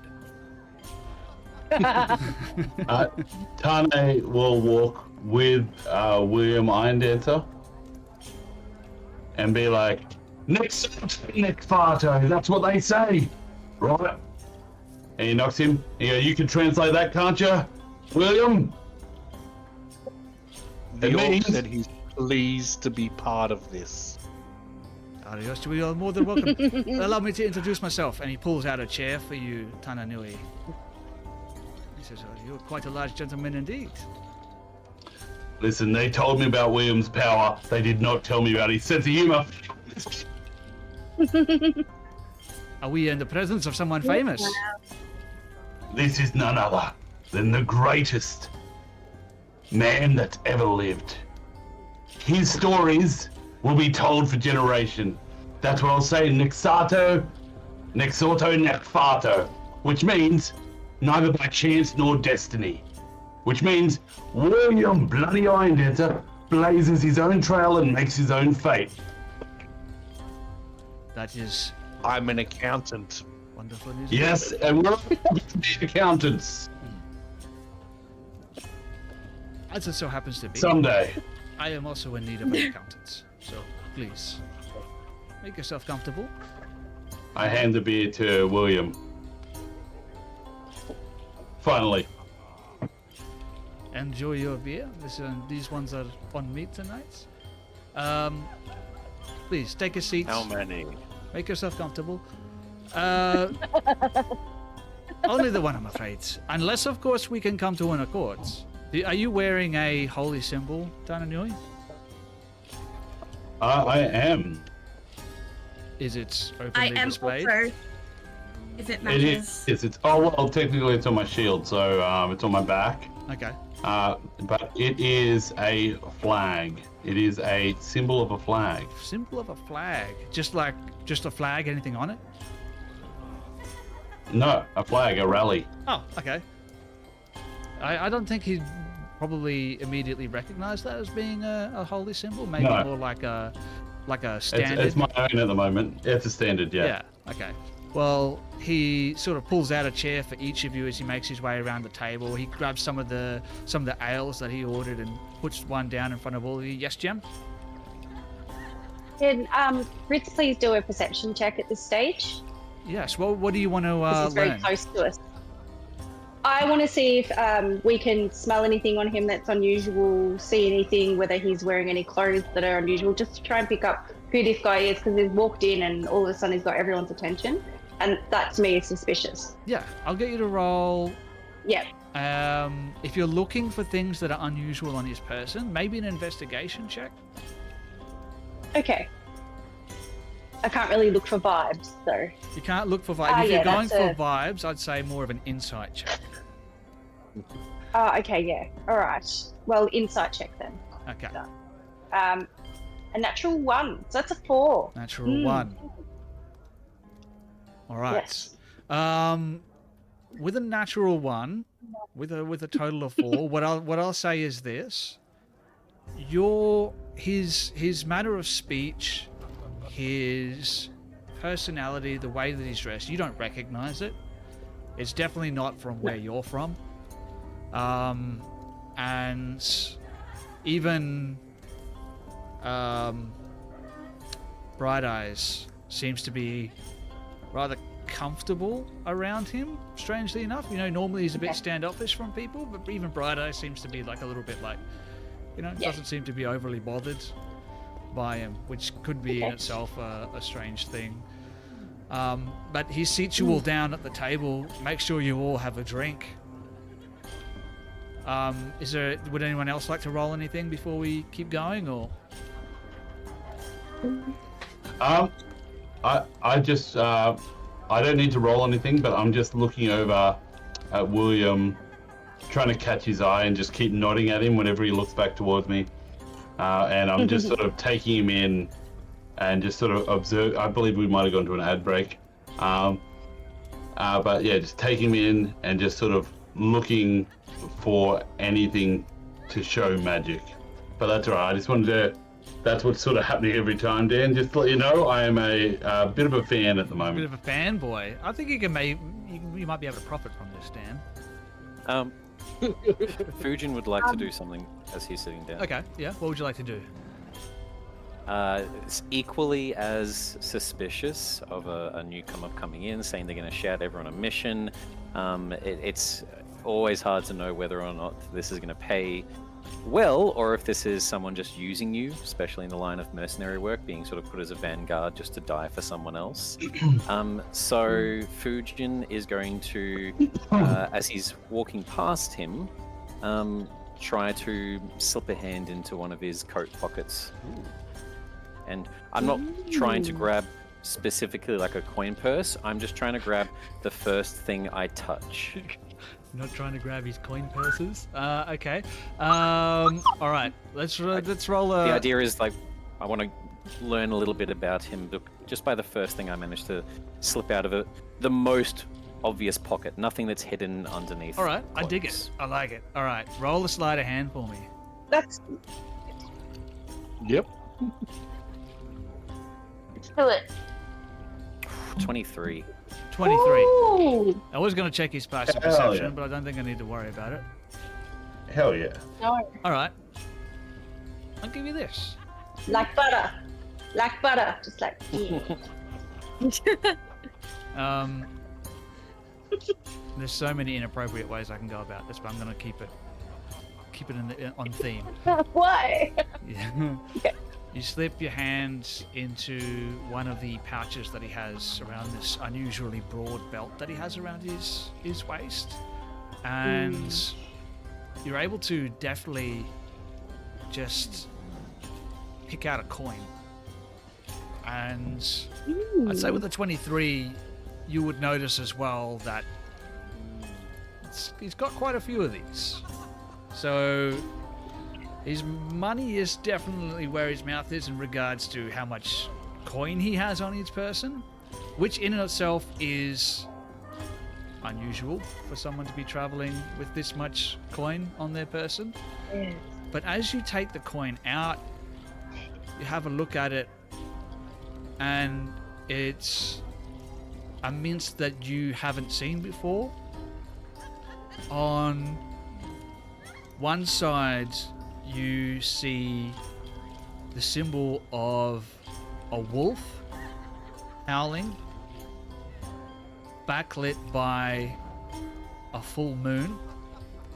And on the other side is the image of a regal, I'd say maybe middle-aged man, high cheekbones, hair tied back, in a very regal posture. And what ore is the coin? What? Sorry? What metal is the coin? You know what? That's a good question. Let me roll something. Is this a platinum, a gold, a silver, a bronze? It is a Electrum? it Made is out of diamond. it is an electro piece, Okay. which I hate. But that's what it is. Can I ask what that is? Gold, Electrums are half like silver. a weird mix of gold ore and silver ore that have been sort of melded together as like a Okay. cheap middle grounds. Yes. Big top deck. Okay. So Top deck But chocolate. it does. Okay, so it does have gold, silver in it though. yes. Yeah. Yes, as far as you can tell. Okay, Yeah. fine. It's an electro piece. Okay. So at And least the conversion rate isn't as simple as 10, 10, 10 like the others. no, it should Ah, be. it's It's the just weird most foreign annoying currency? coin out of all of them, and that's why I think it's great to give you. Okay, the main idea, I was not only like trying to learn a little bit about him. Yep. So the foreign act for this part seems to be true. That's not a lie. Like I've learned that so far just from looking at the coin. He's not just a pretend foreigner with some sort of like con or scam. And also the fact that it's an electrum and I guess not a silver or a copper does mean that he probably can pay well if all the other coins are electrum or higher. So I'll take a sit at the table and attentively listen. This guy's worth his time. I'll probably even as I sort of sit down, I'd probably like to sit in between. I'm guessing we'd sit in our groups. I'll sit in between the two girls and just whisper to both of them. He can pay well. And I'd be like, wink, wink, nudge, nudge, thumbs up because I'm not very smart, but I'm very good at being sneaky. Lots of food. As I see your inquisitive look already before you even say anything. Yeah. Then she nods and she's like, so we like him. So you're all doing this Right, I keep moving closer to him, which is strange. at the table, Um, and you notice Bright Eyes like sniffing at his boot and at his leg, and he looks down towards Bright Eyes and he's like, "Oh, it's nice to see." Well, and he leans down and it's Bright Eyes, and Bright Eyes has like a quizzical look on his face, and you're still sharing that connection. You feel confusion from Bright Eyes. Okay. And now that he has sat you all down, and you're having this conversation about him being able to pay well while sitting at the table with him, mind you.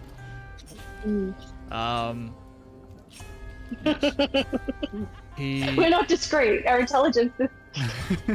Oh no, I'm pretty intelligent. Oh no, I've got a -1. Minus I one, lied. yeah. Sorry. Yeah, you're actually less intelligent than commoners that are in the corner of the tavern. So, yeah. Think about how smart the average person is. You're all stupider than that. Yeah. Fantastic. I'm a dum-dum. And he looks towards you and he says, But we're deadly. please, make yourself comfortable. I know that this part of the world has been experiencing some trouble of late. And he looks back towards the bodies on the ground and he says, they were not friends of yours, I hope. No, We look but over to the bar. Thana sort of like looks over the bodies and like a genuine smile crosses her face, and she's just, death is the great equalizer. So I suppose we are in a way friends. And he puts both of his elbows on the table and leans very far forward and looks you dead in the eye. Thana. Just blood red pupils. No, like nothing, just blood red eyes. Nothing else. Straight up, just nothing. What do you know about death? Oh, a great deal. My master is the Lord Hades himself. I grew up in a small sect in the middle of, well, I don't really know where. And, I believe that life is suffering and death is the reward for that suffering. And, that's pretty much it. Well, I can tell you something. And his Oh, dude. expression changes. He was quite cheerful before. He's far more serious now. And almost like flicking a switch, he goes from this charismatic, open, friendly person to almost appearing as like an authority figure. He says, you are quite young, and I can tell you this much. Whatever it is that they have taught you about death in your cloister is only just the beginning. He smiles again, and it's like flicking the switch. He's gone back to that open, charismatic, friendly person, that friendly persona. It was almost uncomfortable to behold, like Mod, like you said, like someone who is almost intelligent, but intelligent to the point where they can just flick a switch. You know what I mean? And he flicks it and goes back to his friendly smile again, and he says, well, I do not know if you overheard, but for many nights I have been visiting this quaint establishment in the hope that I would find someone strong of heart who could help me with a little problem that I've been having. Could it be that you are such? Could it be? We are all adults. Our hearts are fully grown. Yes. Well, as I said to the young lady, there is still very much to be learned. And life has a way of directing us on paths that we cannot anticipate. Yes? And I believe that I have a proposition for you that will direct you on a path that I do not think that any of you could truly anticipate. You see, I, as it turns out, have come into the possession of an estate. Apparently it belonged to some long-lost cousin of mine. No heir, you see. I am the closest living relative that they still had, so it is passed on to me. Now, my people, we do not really believe in settling down in one place. We are free people, the Vistani, you must understand. We like to go from place to place, never really being... What is the right words? restrained, so to speak. And I believe that the five of you, we share something in common, yes? I'm not sure what brought you here, whether you are trying to get away from conflict or trying to find it, but whatever it is, I believe that I can offer you an alternative. Paid work? TM, can I do... Oh, sorry. Please. Before we lose the track of it, could I do an insight check as he's mentioning that he came into ownership of this estate and like his lack of knowledge, like this sort of feigning of naivety and innocence that he's going on about? Mm-hmm. Yeah, absolutely. And- Roll an insight. While we're rolling insights, could I roll... I wouldn't even know what you'd roll for this. Like, when he said that thing about her not knowing as much about death, you know, as she ought to, can she roll to see if he's genuinely just trying to egg her on, or he actually knows something on her? All right. Yes, you may also roll an insight check.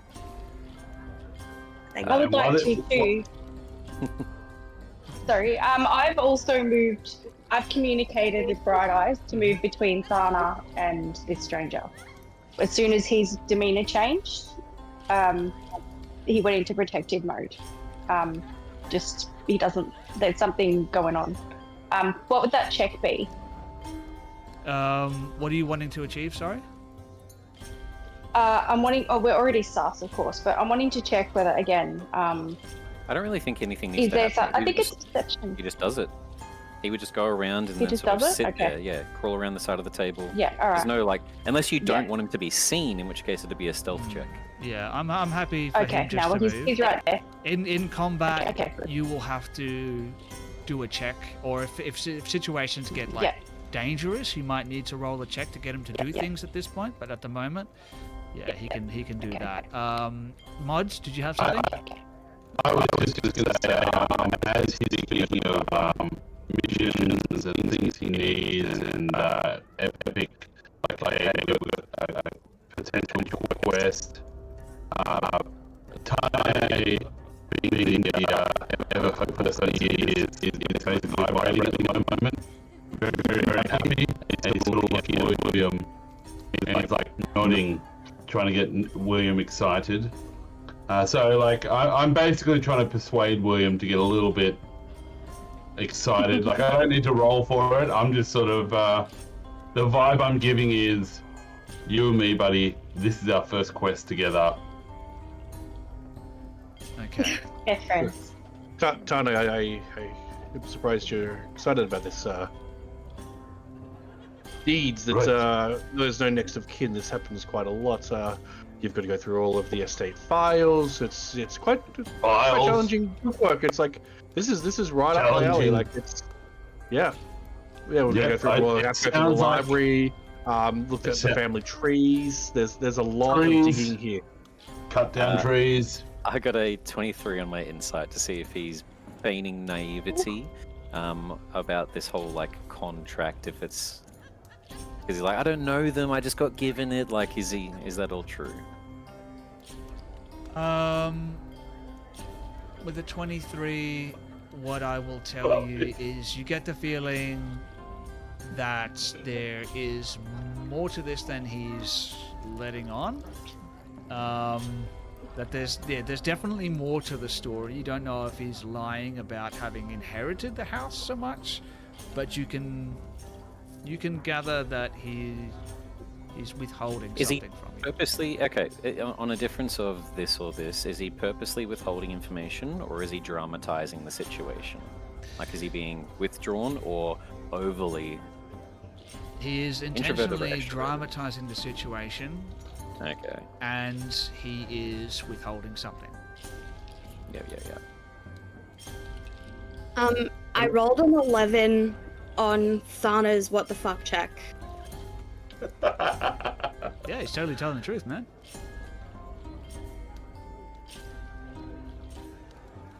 Right. Yes. No, you're getting the sense that what's the right way to say it? This guy has experienced some stuff, and he is trying to convey that he believes that there's a lot that you could possibly learn about death should you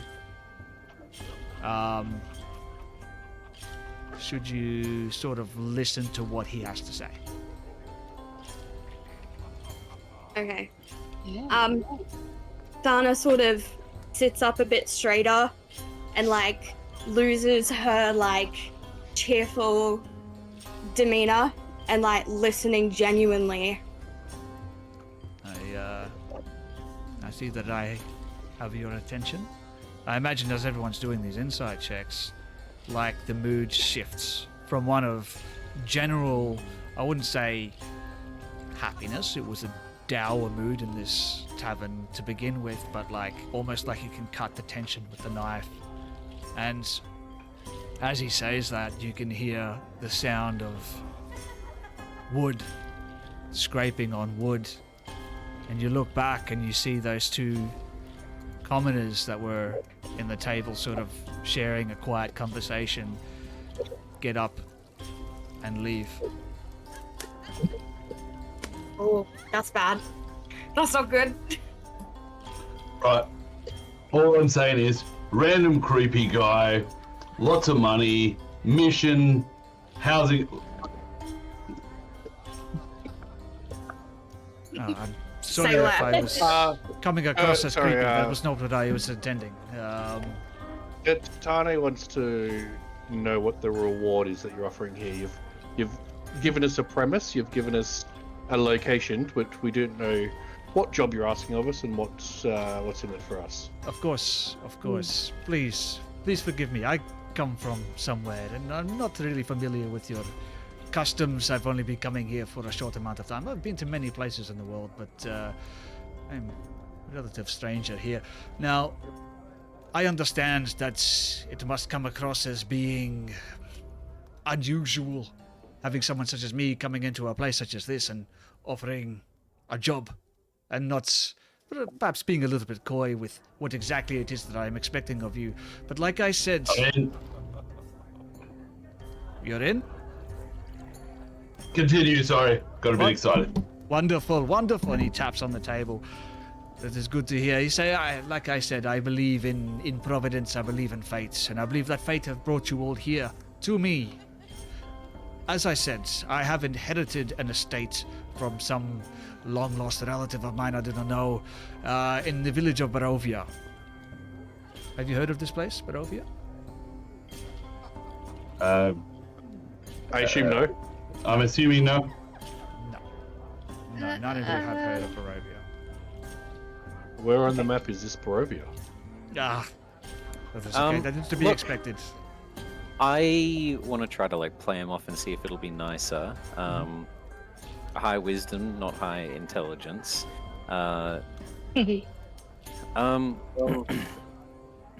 Yes. Its symbol is that of a wolf in front of a moon. You have heard of Barovia? That surprises me. Not many people around here have heard of this place. Well, That is okay, giggle.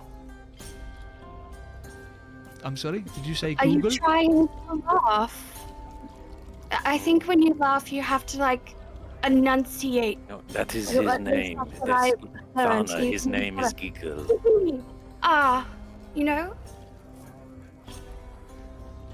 Well, let us not get lost in semantics.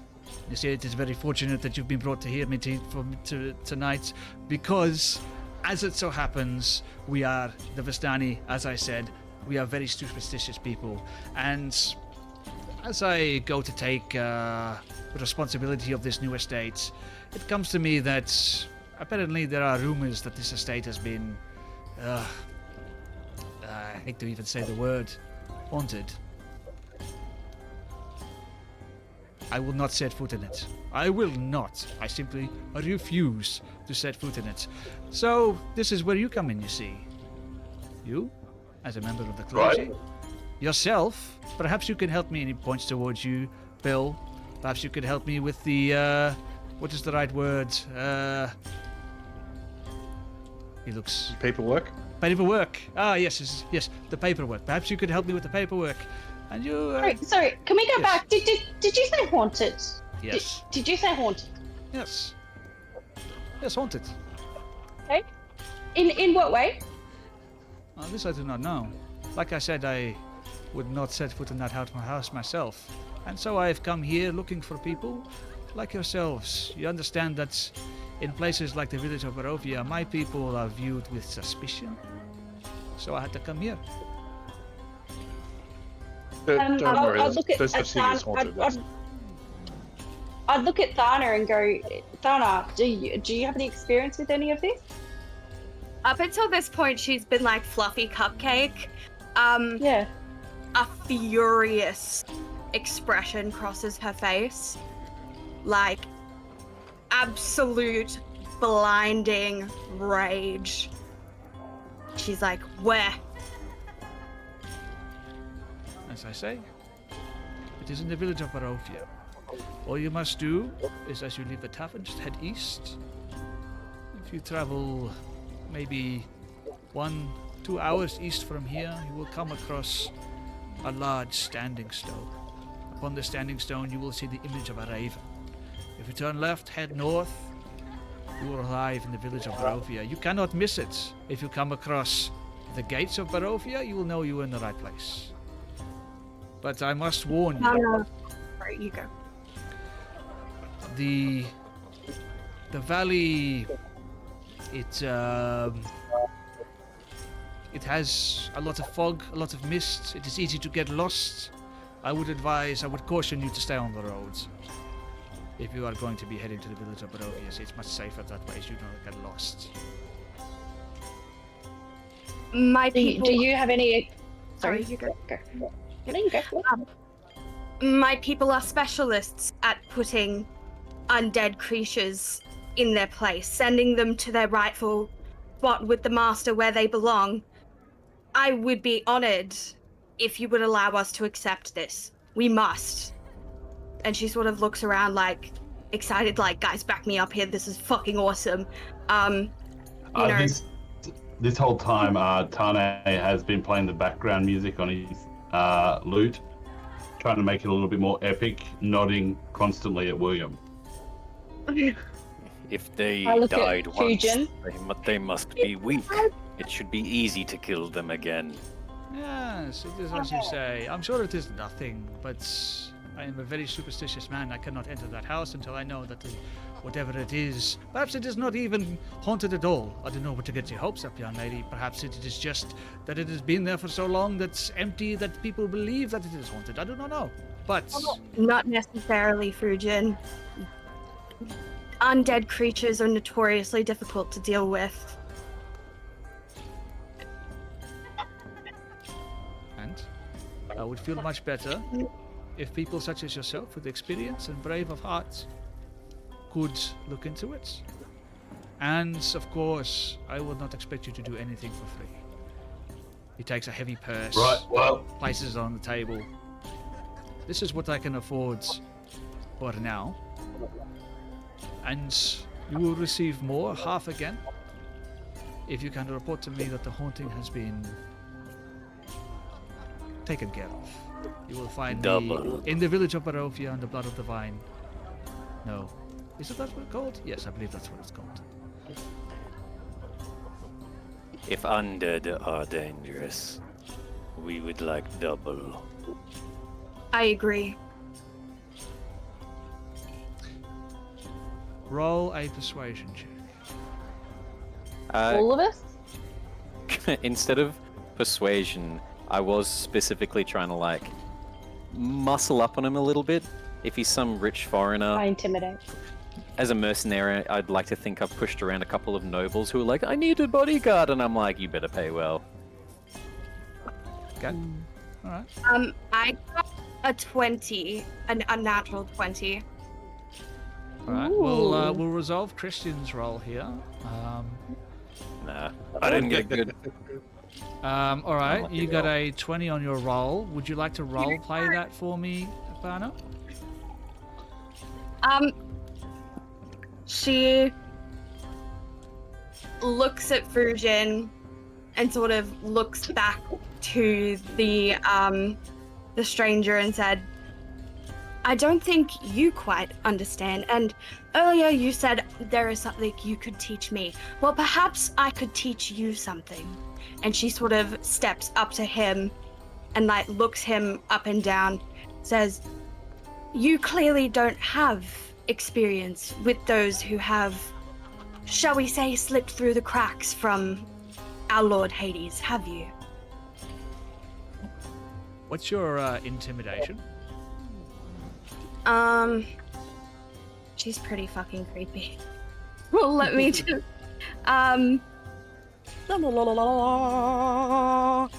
it is, I can't read. It's a +2. +2, and your persuasion is +4. So I'm going to count that as an 18 instead of 20. Still pretty good. Because it sounds to me like you're being more intimidating than trying to persuade this person. So I think intimidation's probably the better check for this one. He puts his hands up and he leans back. What would you like to say? Yes, perhaps there is something I can teach you.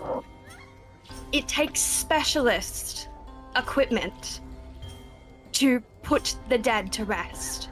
We would need silver and radiant spells that deal radiant damage, and of course, the blessing of our Lord and Savior Hades, which takes quite some time. I'm sure you can imagine he's very busy dealing with all the people who die. So this little morsel of metal that I've learned is quite important, looking at Fujin for confirmation. Yes, will simply not be enough, and even not knowing anything about whatever this money that you lost ones use, this does not seem like enough for weapons and spells and food and travel and emotional damage. I am embarrassed to say that unfortunately this is all that I have been able to muster. At this point, there is very little more that I can offer you. However, as I said, I have inherited this estate, and I can promise two things. I can pay you We more accept the estate. when the job is done.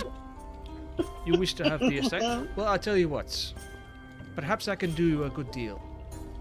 I have myself no wish to own a house in the village of Barovia. As I said, I am a free man. I do not wish to be tied down to any one place.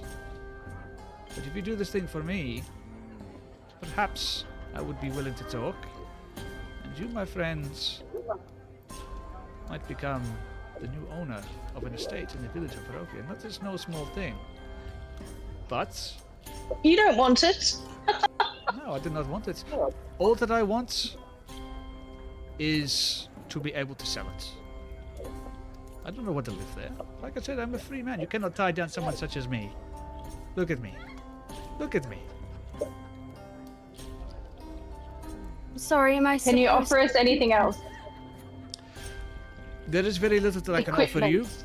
but what I can say is that I have more than just the house that I am inheriting. I have the wealth of this family member. Is there a graveyard?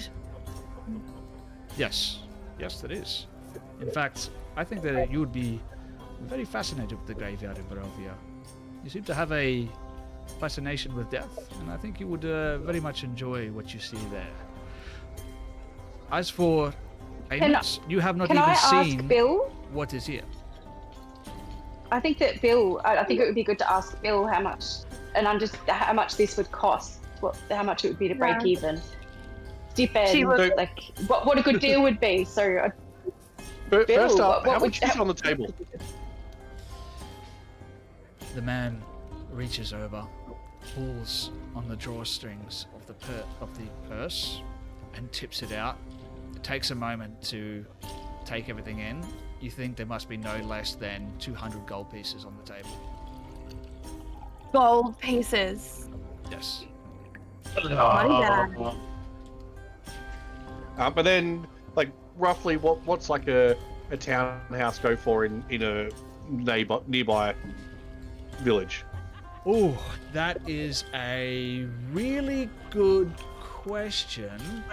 Knowledge roll with advantage for the accountant. This is why we have an accountant. Yes.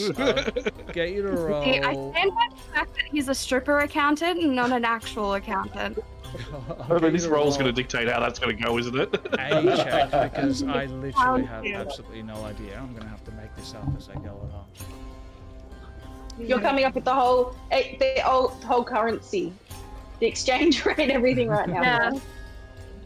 Well, this is pretty exciting, guys. Our D&D characters might be home owners. This might be the closest I ever get to owning a home in Australia. This is insane. I'm so excited. I mean, it's called a fantasy game for a reason. Oh, guys, we could rent it out. With the Gen Z. Are you Gen Z or millennial? You'd be Gen Z. It's a Gen Z dream, isn't it? Yeah. Sven, just to help you a little bit with some lovely knowledge, I don't know if it's in the 2024, but in the 2014 rules book, there is a breakdown in the downtime activities on how much it costs to buy a bastion, stronghold, the names of it change. This does say how much it costs to construct it, so I'm guessing it would be, if you're just buying it already constructed, maybe like I don't know, if you'd want to do like half or a quarter of that price. But if we were going for a, let's say this is not a palace, a manor. It would be 25,000 gold pieces. That's the total amount. If you were to then obviously like half that, if it's already constructed, that's still like roughly 12,000 gold pieces for like a manor. Yeah. But if we're talking about a smaller house here, because you don't know what size the house is, you're still looking at a couple of grand, something like that. Still looking at a couple of thousand gold, Yeah, so you'll see that there's 200 there. So okay, so if something about that size, maybe like 6,000 or 7,000. Obviously, it's going to be a little bit dilapidated. There's the haunted thing we have to maybe a lick of paint. We could be ahead. We could maybe even a couple of thousand once we're all done with this. So it's for a couple of days' work, and maybe messing up a few t-shirts of ours while we do some painting. Does anyone know how should we put in a rose garden? I'm pretty good with plants. Could we ask then for 200 upfront and then half the profits of the property? No, he's going to give us the property, isn't he? He's giving us the property. I'm not going to give you the property. I do not think that would be good. But what I am willing to do is offer a little bit more coin from the proceeds of the house. Of course, if you have enough gold to purchase it, I will be willing to give you a good deal on it, but I'm not going to give it to you. I do not think that would be fair compensation for the job that I'm asking. Like I said, I do not even believe that the house might not even be haunted. There may be nothing. It may just be rats in the walls. But it is best to be certain. As I said, we are superstitious people. I do not want to go in there until I have heard it from someone who is in the know that it is safe for me to do so. Right. What better chance to show the world what William Iron Dancer can do? Yes, I have heard a lot from this one about you, Mr. Iron Dancer. You must be a very, very good accountant for you to be so famous. I've helped a couple of notable people out. So the thing with the problem with most adventurers is they don't realize that when they get proceeds from, like, say, taking out a dragon's lair, the ruling class do get a portion of that of taxes, but they don't realize that, and they end up spending it too much. Yes, that's very interesting. Yes. So, tell you what, do we have a deal? Once ripped a dragon's heart out using telekinesis. That runs in his blood. He looks back towards you. I'm in. That's what we're dealing with here. Then the son of two legends. very fortunate that I have met you. Very fortunate indeed. Not only are you very, very famous as an accountant, but also you can. I pull wrote it in people's Twitch hearts chat, out. but Tane went and got beers, so he hands another one to William. Thank you. So I trust that we have an accord. Yeah. And what I can do, I can promise you this. You like to drive a hard bargain? I can tell you that I have the ear of someone who counts himself as someone of authority, so to speak. You do this thing for me, perhaps I could introduce you to him. Now, I'm sure he's always looking for an accountant and a sword hand. Points towards you, Tane. Someone who has an affinity for the land. Points towards you, Fritz. Someone strong of will. Points towards you, Fujin. And someone who is familiar with the other side. Ladies and gentlemen, it has been a pleasure. Once the job is done, you will find me at the Blood of the Vine Tavern in the village of Barovia. I will pay you the remaining sum, and we can negotiate. And perhaps I can introduce you to my friends. I bid you all a good night. He stands up, retrieves his hat from the bar, puts it on his head, and putting one hand across his chest, displaying the other one out behind him, bows deeply into a very theatrical bow. And one last word of caution. Stay on the road. I do not want you getting lost. He kisses his hands, waves it in the air. I will see you all in the Blood of the Vine Tavern, and begins to leave. What I'm did not he going to say? ask this of him, but I didn't think he wanted to go to Barovia. Okay, if you're not asking it of him. Is it that I want to go off the road? Are you asking him? No, it's understandable. No, I'm asking everyone. Okay, alright. Can I just confirm the name of the tavern that he said as he was leaving? Blood, Blood of the Vine. the Vine.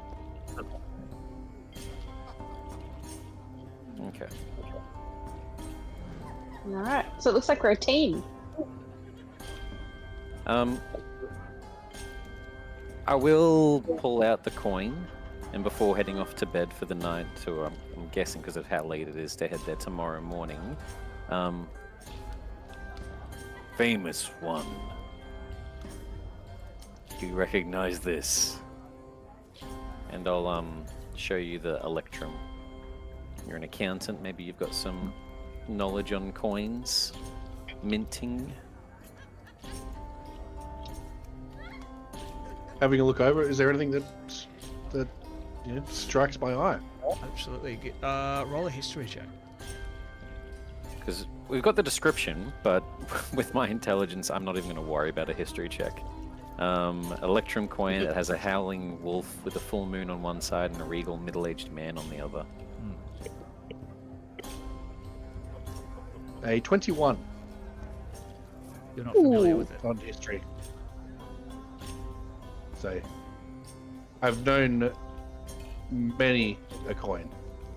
I deal with it. This is my job. This is my livelihood. This is what I'm good at. I've never seen this before. Is the purse that he emptied, is that all just like local currency, or is that? Oh, you want to have a look at it? I do. You start like going through the coins. They're sort of all splayed out on the table. You like flicking some across. Start making stacks of the gold, the silver, Yeah, and the silver, the gold. What you start to notice is that the coins don't all match up. The silvers aren't all the same size, the golds aren't all the same size, the electrum pieces aren't all the same size. They're all different. And you notice coin minted in Neverwinter. You notice some coins minted in Baldur's Gate. You notice some coins that you have no idea where they've come from. There seems to be coins from everywhere. Places that you've never heard of, places that you have heard of. It's like a random grab bag, just all different kinds of coins. Executioner of the currency, would you mind testing to see if that silver is real for me? I don't know money, but I do know silver. At least if this is worthless, we can turn it into a weapon. strange, but you pick up some. Do the old tooth test. Mm-hmm. You break your teeth. The silver seems like silver. 3 teeth drop out of his But mouth. it seems like it's real silver, but it's strange. It's no two coin are alike. They're all from different locations. I can only recognize a dozen of them, but there's over 30 here. Would that be due to him being a traveller, do you think? Or is this unusual? Have you seen this before? I've known travellers, but these are lands I've never seen. How much do What we do you want to get? check? If I melt down the silver, I care not for the gold. I just want the silver pieces. Right. So what's Can like? Was it can I ask- 200 gold in total?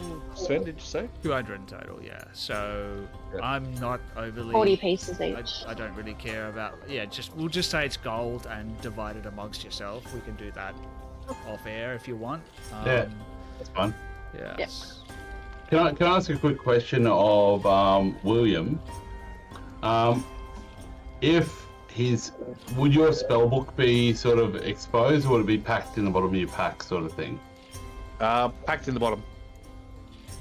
Cool. Never mind. I was just looking for notes on mortgage and stuff. I was just thinking the accounting word of executor does look a lot like executor, and I was like, Williams Executors. What a great name. Williams Executors. What a great name for a group. I think that's a good name. We execute Williams. No, we can't execute people. Only the Lord can do that. I think the apostrophe's in the wrong spot. That's not where the possessiveness is. Right. So, we've just accepted a quest. Yay! The five of That's us. me, not Fritz doesn't talk like that. Yeah. The five of us, right? My name is Tane. Tane Nue. This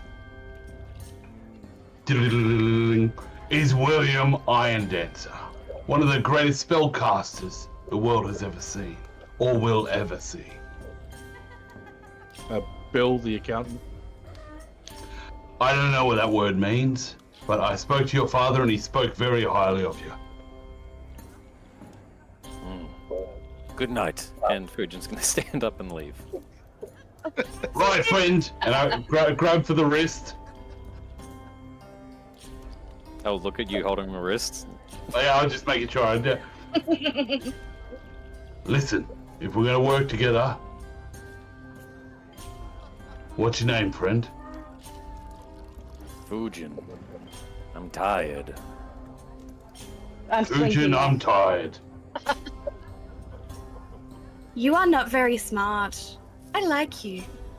Tane. Okay. I've noticed you have a holy symbol. What idol god do you worship? This thing here, and he holds up his shield, and it is a flag, but the flag does kind of resemble a like it's a blank flag, and as you look at it, you do notice it's got some coils. It may be a symbol of Ugmar, which is a god of inspiration. and knowledge, but at the moment it is just a empty flag with room, and he just says, right, this is just my bastion. This is what I stand behind. This is what I stand for. You stand for nothing. Exactly.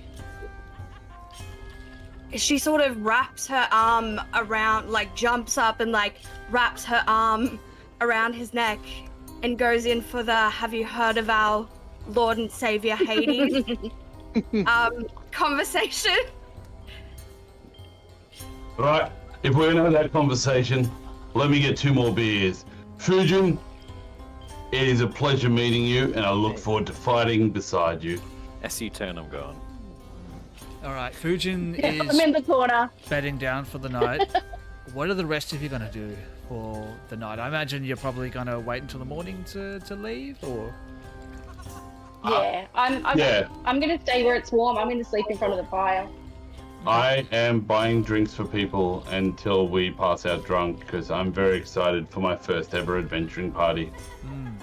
what about Great. This is everything my life has been leading to. Thana? And if William tries to leave, I will attempt to stop him by force. Richard, where are you going? Thana is To bed. going to spend the night attempting to convert this godless heathen to her Lord and Savior Hades. Right, Hades, yep, I'm with ya. Yep. It's going to be lots of thumping on the counter in turns of 3, and she looks to her friend sleeping by the fire and smiles apologetically. Yeah, he can sleep through anything. But he's Tane, still I alert, better- so... Tane, I better check on Fujin. I don't know if he knows what the roles are for tomorrow. And You know, adventurer stuff. Well, I 100% trust your opinion and your wisdom. Once again, you make sure this Thana is above board, okay? that I'll do, and I do like listen, I'm gonna go for like a predator high five, because I'm very excited. I'm not sure what sort of role would do for this, but I'm going for the perfect predator high five with my new best friend, William. I don't know if he knows it's shake your coming. hand and you hit you in the head. I'm so sorry. Right. I was going for a thing. That's my bad. But I'll take care of the. Yep, I got you. And I sheepishly walk away, hoping that he doesn't abandon me in the night. And then I go off and talk with Thana, and I do introduce myself to Fritz as well, as she's sleeping by the fire. I'm just like, yeah, hi. And I just I'm warm, I'm regale them. happy to be I sleeping regale them with tales of the Iron Dancers and the amazing feats. So there they were, alone in front of 1,000 evil zombies, necromancer, magi.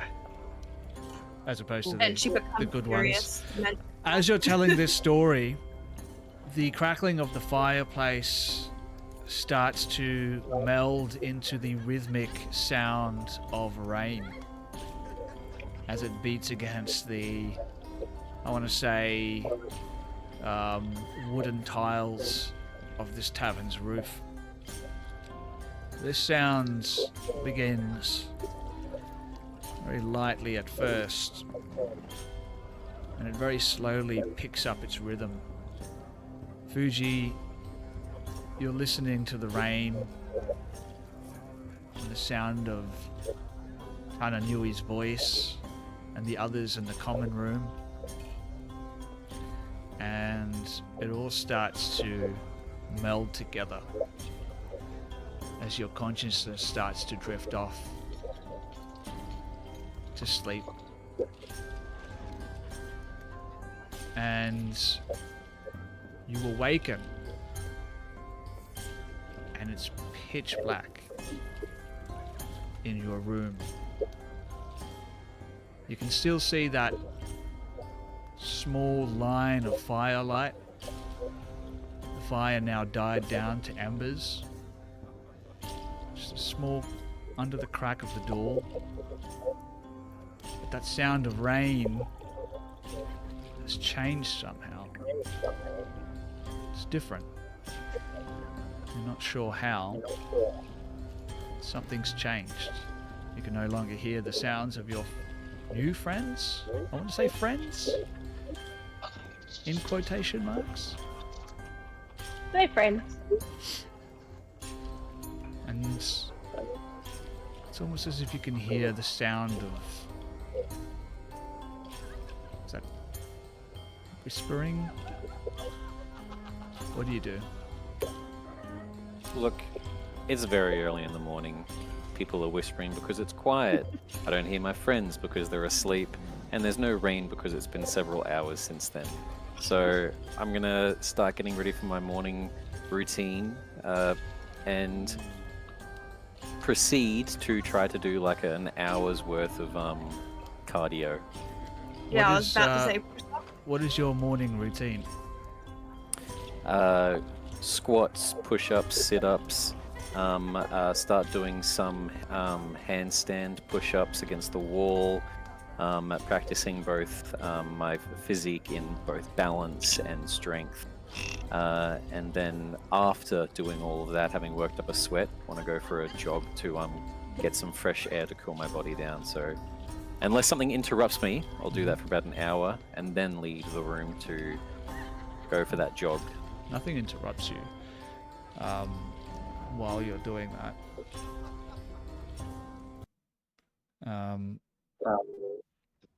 But while you're doing your squats, you notice, you're in pretty good shape. You can usually do... How many squats do you think Fuji does in the morning? Is he like a 100 squat kind of guy? Yeah, I think it'd be I think we'd try to be 100 of everything before going for the jog.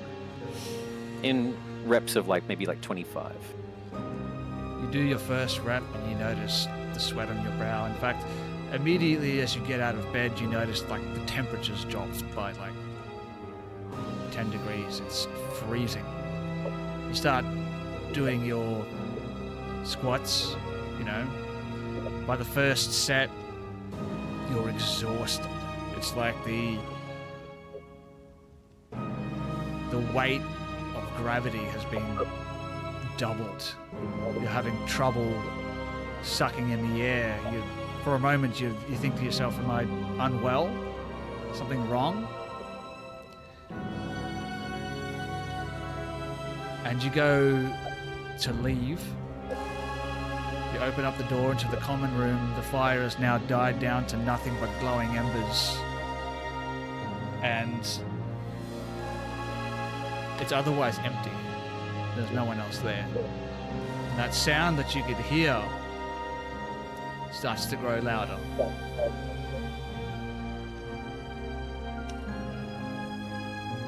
What do you want to do?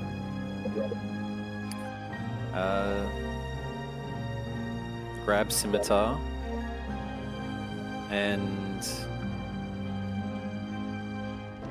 yeah, look, the way that I'm playing Fujin, it's not a listen first. I'm going to bursting through the door, get ready to try to grab the first thing I see by the throat, holding the scimitar to its neck. Bursting through which door? The door out of my tavern room. Yeah, you burst through the door into the common room. It's empty. There's nothing there. Where did you leave your scimitar? It would have just been probably under the pillow or under the bed, somewhere very, very accessible. You reach for it. It's not there. It's gone. That's not good. You could have sworn that you left it there, like you do every single night. This is something that you've grown accustomed to, traveling as you have been for the past, who knows how long, 2 months? I'll reach for one of the chairs in the tavern room, snapping off a leg, and make my way towards the front door. As you go closer to the door, that sound of whispering grows louder and louder, and other sound that you're hearing, it starts to materialize in your head, almost like the sound of like millions and millions of papers blowing in a hurricane force wind as it grows louder and louder as you approach the door. As you reach the door, you reach down towards the door handle and you grip the iron handle in your hands, and it's freezing cold. For a second you have to take your hand away. Maybe you wrap your hand in a piece of cloth. You turn the door handle, gripping that chair leg in your hands tightly. White-knuckled, you throw open the door, and you're not ready for what you see on the other side. Silhouetted against the light of the full moon, you see thousands, hundreds of thousands, maybe even more bats circling the tavern in a great maelstrom, almost like a hurricane. What you are hearing is the sound of hundreds and hundreds of thousands of flapping wings. And as you take a step outside the tavern, that whispering sound becomes louder and louder and louder. He is ancient. He is the land. He is ancient. He is the land. He is ancient. He is the land. He is ancient. He is the land. And for a brief moment, the bats part. And silhouetted against the silvery moonlight, you see a dark figure whose features you cannot make out. And then you shock awake, sweat dripping from your brow, realizing that what you experienced was just a dream. And we'll see you all next week.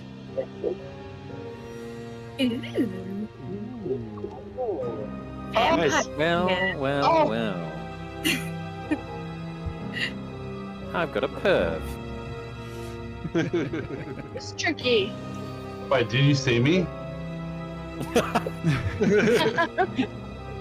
He meant in-game. Oh, sorry. Okay, cool. Jess, we're clear. We're clear. All right. Yeah. Okay. No, we went a little bit longer than I intended.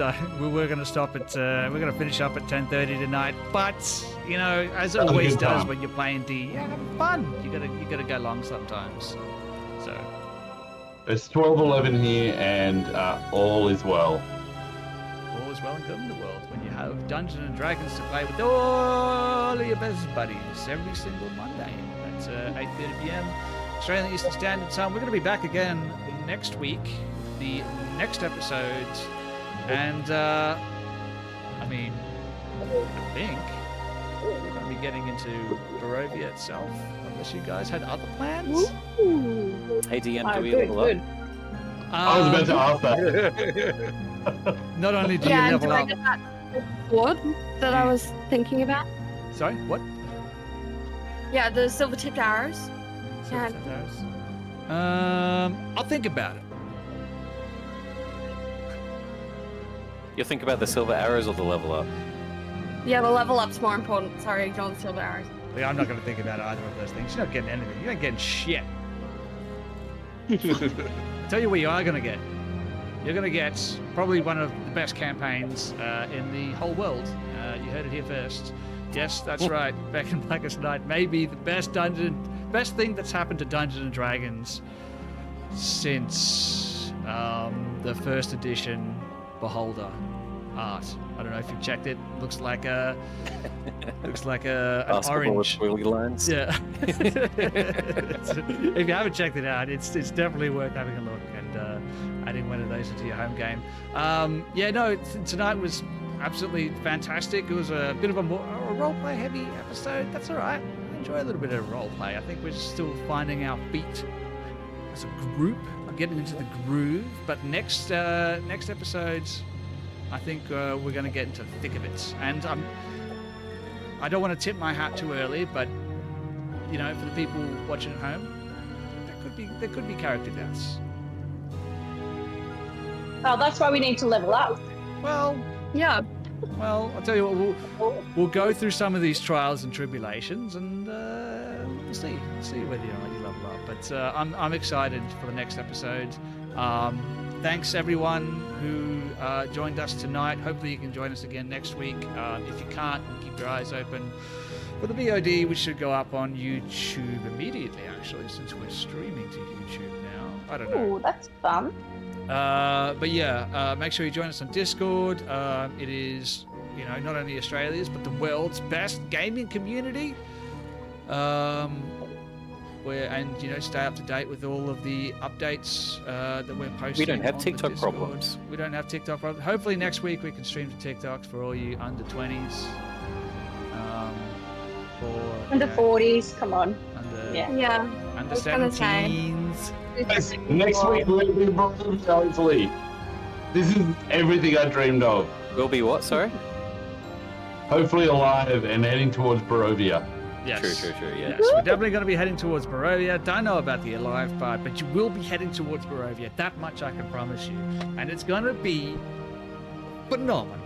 I cannot wait for next episode. It is when things truly get started. Every adventure needs a little bit of roleplay up top to set the scene, to set the mood.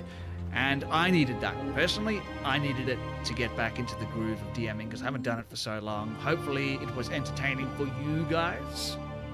Very good. It's great. It was amazing. I'm very excited. This campaign's amazing. Everything I dreamed of. All right. Yeah, no, and we're only just getting started. Good night, everybody. Thank you again for joining us. Make sure you like, share, subscribe, follow, and all the other doodly-doos. And we'll see you next week for more Beckoned Blackest Night, Twitch's most dramatically named live stream. Good night, everybody.